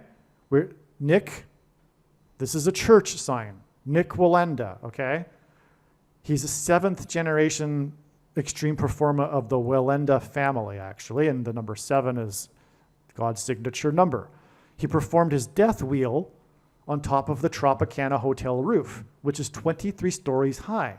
The reason for that is the Antichrist is associated with the number 23, the basketball president that wore this number in high school, but also 2 divided by 3 equals 0.666, and also Jesus said to Peter that before the rooster crows twice, he would deny him 3 times. That's symbolic of denying Jesus, which is what taking the mark of the Antichrist is tantamount to. All right? It's a spiritual abomination. Every quote-unquote Christian should have known this, and they did know it and took it anyway. They all know that the industry, for all of its things, uses aborted genetic cell material from unborn babies. I'm using my words differently for for what purpose. You know what I'm talking about. Okay, and anyway, also the mark of the Antichrist changes a person's 23 pairs of chromosomes. That's why the death wheel on top of the 23-story Tropicana roof. Okay? All right, now, the day that he did this, which is amazing confirmation, was 17 times 17 times 17 days before the Tropicana was demolished. Okay, so that's 17 to the power of 3, or also, and that hints at G317, a number that God uses here. G317, the Antichrist will first become the 51st vice president, and 51 is 17 plus 17 plus 17, 3 times 17. Okay, and G317 is the word in the Greek concordance that means unwillingly, compel by force. Okay, that's what the Antichrist does with the mark of the Antichrist. Compels people to take it unwillingly. Those who took it to keep their job, for example, in order to be able to fly and go on vacations. You failed the test. You failed to sacrifice. That was the test. What is more important, doing the right thing or the convenience? That was why some people were forced with the situation of choosing between their job and taking the thing. Read the prophecy. That's what the mark of the Antichrist is all about, and that's what happened. Okay, so also 17 pairs with the 9 plus 9 plus 9th state, where Tropicana was founded, and also where the stadium of the named Tropicana was ripped off. Okay, because God pairs 9 and 23, because the basketball president who wore 23 was inaugurated in 2009. Okay, so here's the thing here. Back to Francis Ford Coppola and The Godfather. I didn't know this before, but oranges are associated with the movie The Godfather.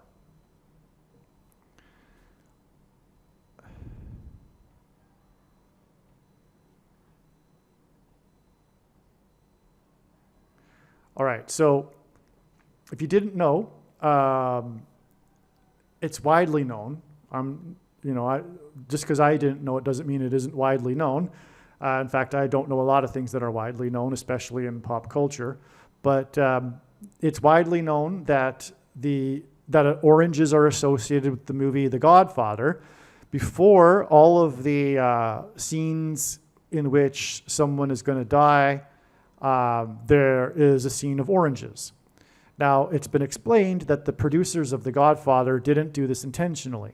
They put oranges on the set in order to add some color to the set that was otherwise a very dark set. That's why there's constantly oranges in the movie. But if you watch the movie, if you pay attention, the oranges scenes occur directly before something bad is going to happen to the person that's in the scene with the oranges. Okay, so for example, before Vito Corleone, the Godfather, died from a heart attack, he put an orange peel in his mouth to amuse his grandson. Okay, that happened right before he died of the heart attack. Okay? Oh, and by the way, people picked up on this connection with oranges, and then in the subsequent movies, Godfather 2 and 3, they did use oranges deliberately. But they didn't do it in the first instance. It was just a coincidence. But not because it's designed by God. And again, as I was saying, Vito Corleone, the Godfather, is symbolic of the Orange Man. And the Orange Man is predicted to die from a heart attack on January 1st, 2025. And the Godfather died from a heart attack in the movie after he put an orange peel in his mouth to amuse his grandson, okay? So, Vito Corleone, the Godfather, is symbolic of Trump, the Orange Man. Trump will die from a heart attack exactly 12 weeks, which is 84 days, after Tropicana was demolished. Now, by the way, what I didn't know at the time of writing this is that day that the Tropicana was demolished, as I just explained, was 12 days after the $120 million movie bombed by Francis Ford Coppola. And Francis Ford Coppola made Godfather. Okay? And Godfather is Trump. And again, Trump is predicted to die 12 weeks after the Tropicana was demolished, which was 12 days after the $120 million movie that bombed by Coppola, who is currently 84. You know, I didn't even realize that till just now. But this 12 weeks is 84 days, and Coppola is 84. And that's the big thing here about the story about his new movie, is that it's his last movie. It's his big, and that's why he spent the $120 million on it. It's like his big pet project, right? So he spent the $120 million on it because he's, about to die, and he's might as well spend his money on something. And he wanted to make this movie for decades, so let's make it. And it's $120 million that bombed 12 days before the Milton hit the beaches and Tampa dodged the storm. And all of that, as I explained, which hinted at the Black Stallion movie made by Coppola, who's starring Mickey Rooney. And anyway, that's another 12 weeks, which is 84 days, and Coppola is 84, to the day of the big day when the Orange Man is predicted to die from a heart attack. All right, that's astounding. What can I tell you, right? The night Milton, as in Burl, Las Vegas, Dodgers, etc., came ashore and passed over the orange growing region of Florida on 10/10. On 10/10, there was one death and a rescue of 12 from the gold mine, which confirms the 12 weeks, 12 days, 12 weeks. Gold is orange. So this is an extremely important sign. I can't get into it. It's a subject for another video. But it just, because all of the signs overlap, I have to mention it. And that's the difficult thing about explaining God's signs, is because they all overlap. When you explain one, it connects to another, and that other thing is necessary to explain to confirm the thing you're talking about. But in the process, you have to explain that one, and that one is connected to other things which are required to explain that one, and it just goes off into infinity. Okay, so anyway, the gold mine is orange, or gold is orange, and the date 10/9 is 12 weeks, and 10/10 is 12 weeks inclusive count. It's also valid. before the orange man will die from a heart attack on January 1st. Trump is known for his towers. On Trump's birthday, in his first prophetic year in office, was the horrific 23-story Grenfell Tower fire in the UK, which was 23 days after 23 deaths in the Manchester Arena bombing during a concert of an American singer when Trump was in the UK, or was in Europe. No, yeah, he was in. Yeah, he was in. In his first trip, he went to. He became the first sitting president to visit the Wall in Jerusalem in May, and then he went to Rome. But didn't he go and visit the Queen maybe on the same trip in May of 2017? I think so. Well, anyway, and that would also be relevant because, anyway, it was an American singer, 23 deaths in the Manchester Arena bombing, 23 days before the 23-story Grenfell Tower in the UK. Nick Wallenda performed the death wheel on top of the 23-story Tropicana, 17 to the power of 3 days before Tropicana was destroyed on the day that Milton, as in Milton Berle in Las Vegas, hit the 9+9+9th state where Trump resides, giving us a 9 and 17. On 10/10, trumpeted that CBS should lose its license for its 60 Minutes, which is 2 times 30, which is a 23 interview. This was on the day of the gold mine, as in Yellowstone, as in the Yellowstone volcano, 317 days before Yellowstone in the 44th state is predicted to erupt. Okay, so that's the thing here too, as I just, hopefully you appreciate 317 days. Okay, so I'll explain it just again. The Nick Wallenda, okay, and he walked across a volcano. I just realized that, okay, so as I mentioned earlier, okay. So Nick Wallenda did his Tropicana Tower, 23-story tower sign, exactly 17 times 17 times 17 days, in other words, 17 to the power of 3, to the demolition of the Tropicana Hotel, which was on the same day as the roof was ripped off of the Tropicana Stadium in Florida, where Trump resides.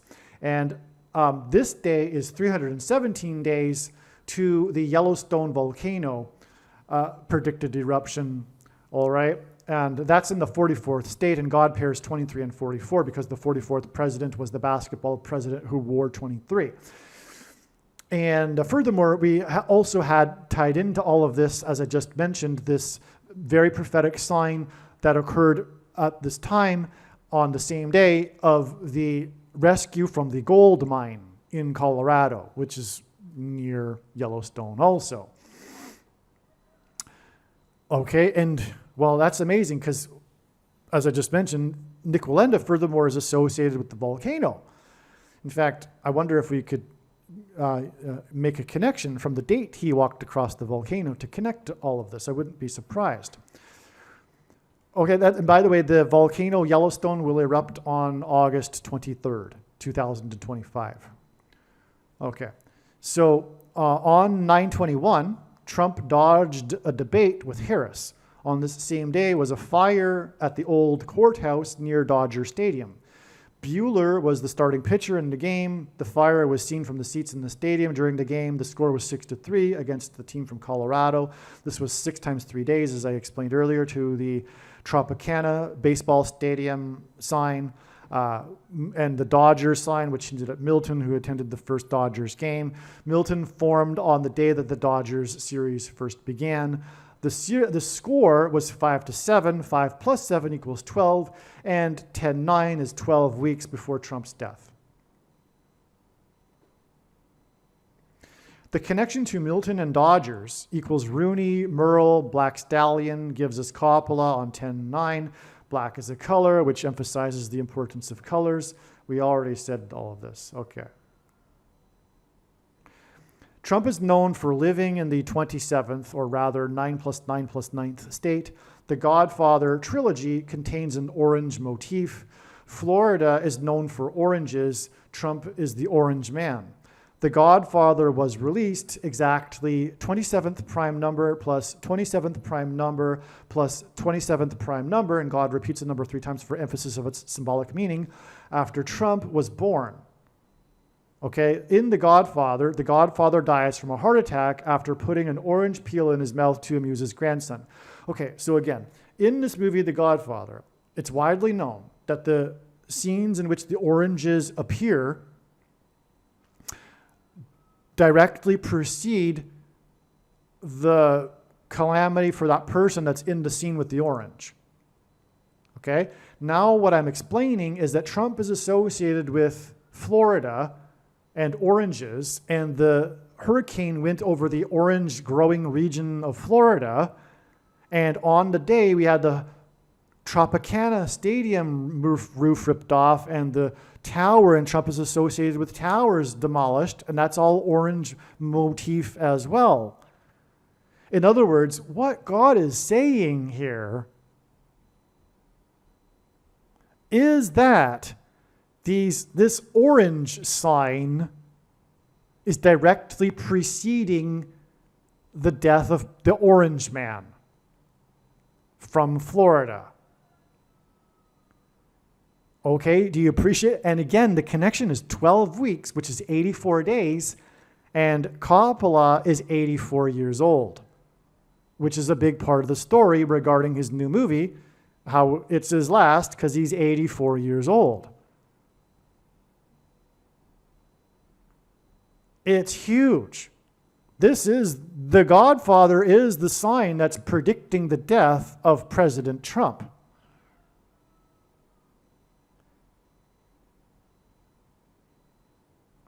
Okay, now, this is amazing. What's confirming this? So Trump lives in the 27th state. The 27th prime number, by the way, is 103. And so this is, in other words, 309 days, which that in itself hints at 3 nines. 309. And the number 9 is the number that symbolizes God's judgment, and 3 nines is 27. So anyway, so you have a double confirmation, actually, because 309 hints at the 27th state as well. But The Godfather was released exactly 309 months. In other words, the 27th prime plus 27th prime plus 27th prime after Trump was born. In other words, the movie The Godfather, I forget exactly what date, but it would have been released on the 14th of the month to make it an exact connection. So The Godfather is clearly pointing to President Trump. And now we know that the Godfather movie is known for these oranges that precedes the calamity or death of the person in the scene. And this is clearly, again, I'm repeating myself, but that's just because it's so amazing. This is preceding the death of President Trump. And it is Coppola, and it's 84 days, and Coppola is 84. Wow. Okay. And again, the orange was further confirmed because of the color black and the Halloween symbolism here, and the predicted death of Paul Simon the day before Halloween and all of that. Now, Trump is from New York City. Coppola had 90% of the movie filmed in New York City and its suburbs. There are over 120 different locations in New York City used. Trump will die 12 weeks after the Tropicana was demolished and the Tropicana roof was ripped off, and Milton hit the orange growing state and ripped the roof off of the Tropicana Stadium. What I didn't know at the time of writing this is that this date is also 12 days after Coppola's $120 million bust. So, in other words, again, the movie was known for having been made in New York City and known for using over 120 New York City locations. And that's just more confirmation of the $120 million movie that was 12 days before the Milton hit the beaches and all of that, and that's in turn 12 weeks before the death of President Trump, the Orange Man.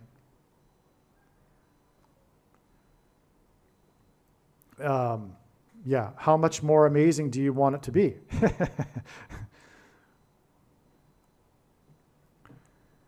The Godfather also takes place in Las Vegas. The brother is sheltered by Mo Green. Green is another color. On the day of the gold mine and Milton over the orange growing region on 10/10, the basketball president was in Pittsburgh and Dan Green retired. Green, number 14, one of the 4 who won championships with 3 teams. This is 14 weeks and 4 days before Green is predicted to shoot Barack Obama in the head. So this is a different subject. This is because it all overlaps. But yeah, Mo Green is a big part of the movie, The Godfather, and God is using this to connect to the date it is predicted that Marjorie Taylor Greene will shoot Barack Obama in the head on the day of his inauguration, on the January 20th. Okay, and also on 10/10, Ethel Kennedy died, which is perfect because of the connections that these signs point to. The death of Paul Simon, who will die right before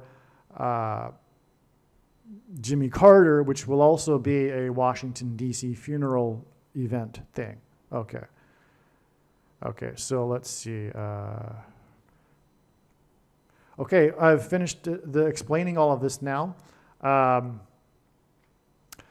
If you've watched it all the way through, you are hopefully amazed, and the thing to do now is to share this video and tell them to watch the whole video.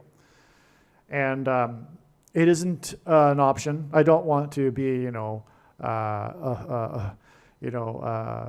disciplinary here sounding, but this is the truth. It's not an option. You need to work diligently to spread this video, and it is a bag of gold, and Jesus warned Christians that do nothing with their bag of gold would be banished to hell. All right, so these predictions are from God, and you are privileged to know about these predictions and what God has done here with these prophetic signs. You are obligated to share this. It's not, okay, so you get it. Also, if you're not convinced for some reason, read Ezekiel chapter 3 and 33. The warning to the people, the watchmen that do nothing with the information. All right, it's a serious warning, and shouldn't have to be a serious warning. One who loves the Lord and loves His signs and what He does should want to be sharing this video anyway. I just I mention this to because I fear that there are a lot of people that don't take it seriously, that they need to do something with this. Okay. Believe me, I know far better than you how the prediction made in this video was derived. And more importantly, I know far better than you why the righteous Christian God of the Bible has given me a voice through this prediction. If you are a quote-unquote Christian or Muslim, this prediction was not learned through a demon. Be warned that blaspheming the Holy Spirit is the unforgivable sin. If you are a New Ager or New Spirituality person, this prediction was not learned through somehow tapping into the supposed universal collective consciousness. If you are a conspiracy theorist, this prediction was not learned through figuring out a supposed code that the Illuminati and Satanists are using. This prediction was learned through the Bible and through watching carefully the Lord's prophetic signs, which Jesus commanded all Christians to do. Besides proving that Jesus Christ is the Lord, the reason why God has given me a voice through this prediction is to prove that the controversial things that I am saying in the videos on this channel are the truth. Therefore, a wise person will want to watch all of the videos on this channel. What I will also do is create a video or two that summarizes some of the controversial things that the Lord will prove to be true when the prediction being made in this video comes to pass. I will leave links to these must-watch videos in the description box below this video. Again, the purpose of this prediction, that is from God, is to prove these things that I will talk about. And therefore, it would be foolish to not watch the videos that I will leave links for in the description box below this video. Aliens and UFOs are demons masquerading as aliens and UFOs. Most people's spiritual experiences are demonic deception, especially if they are not a true follower of Christ. In the last days, many people who claim to be a follower of Christ will have spiritual experiences that are in reality demonic. God became a man and died a horrible death at the hand of the ruler of this world, Satan, and then defeated death for you, so that you too can overcome death, which is the price that must be paid for sin. It is time to repent, which means to change one's ways and turn to God and become a disciple of Jesus. Please leave a like and upvote the video, and once this prediction has come to pass, share this video with everyone you know, and more, don't stop sharing it everywhere in social media. It is essential that everyone immediately read the homepage of my website, TrumpPrediction.com. If you are watching this on the YouTube platform, please note that not all of the videos are on YouTube. You need to switch to the BitChute.com or the Odyssey.com channel. And do it now in case you aren't able to later.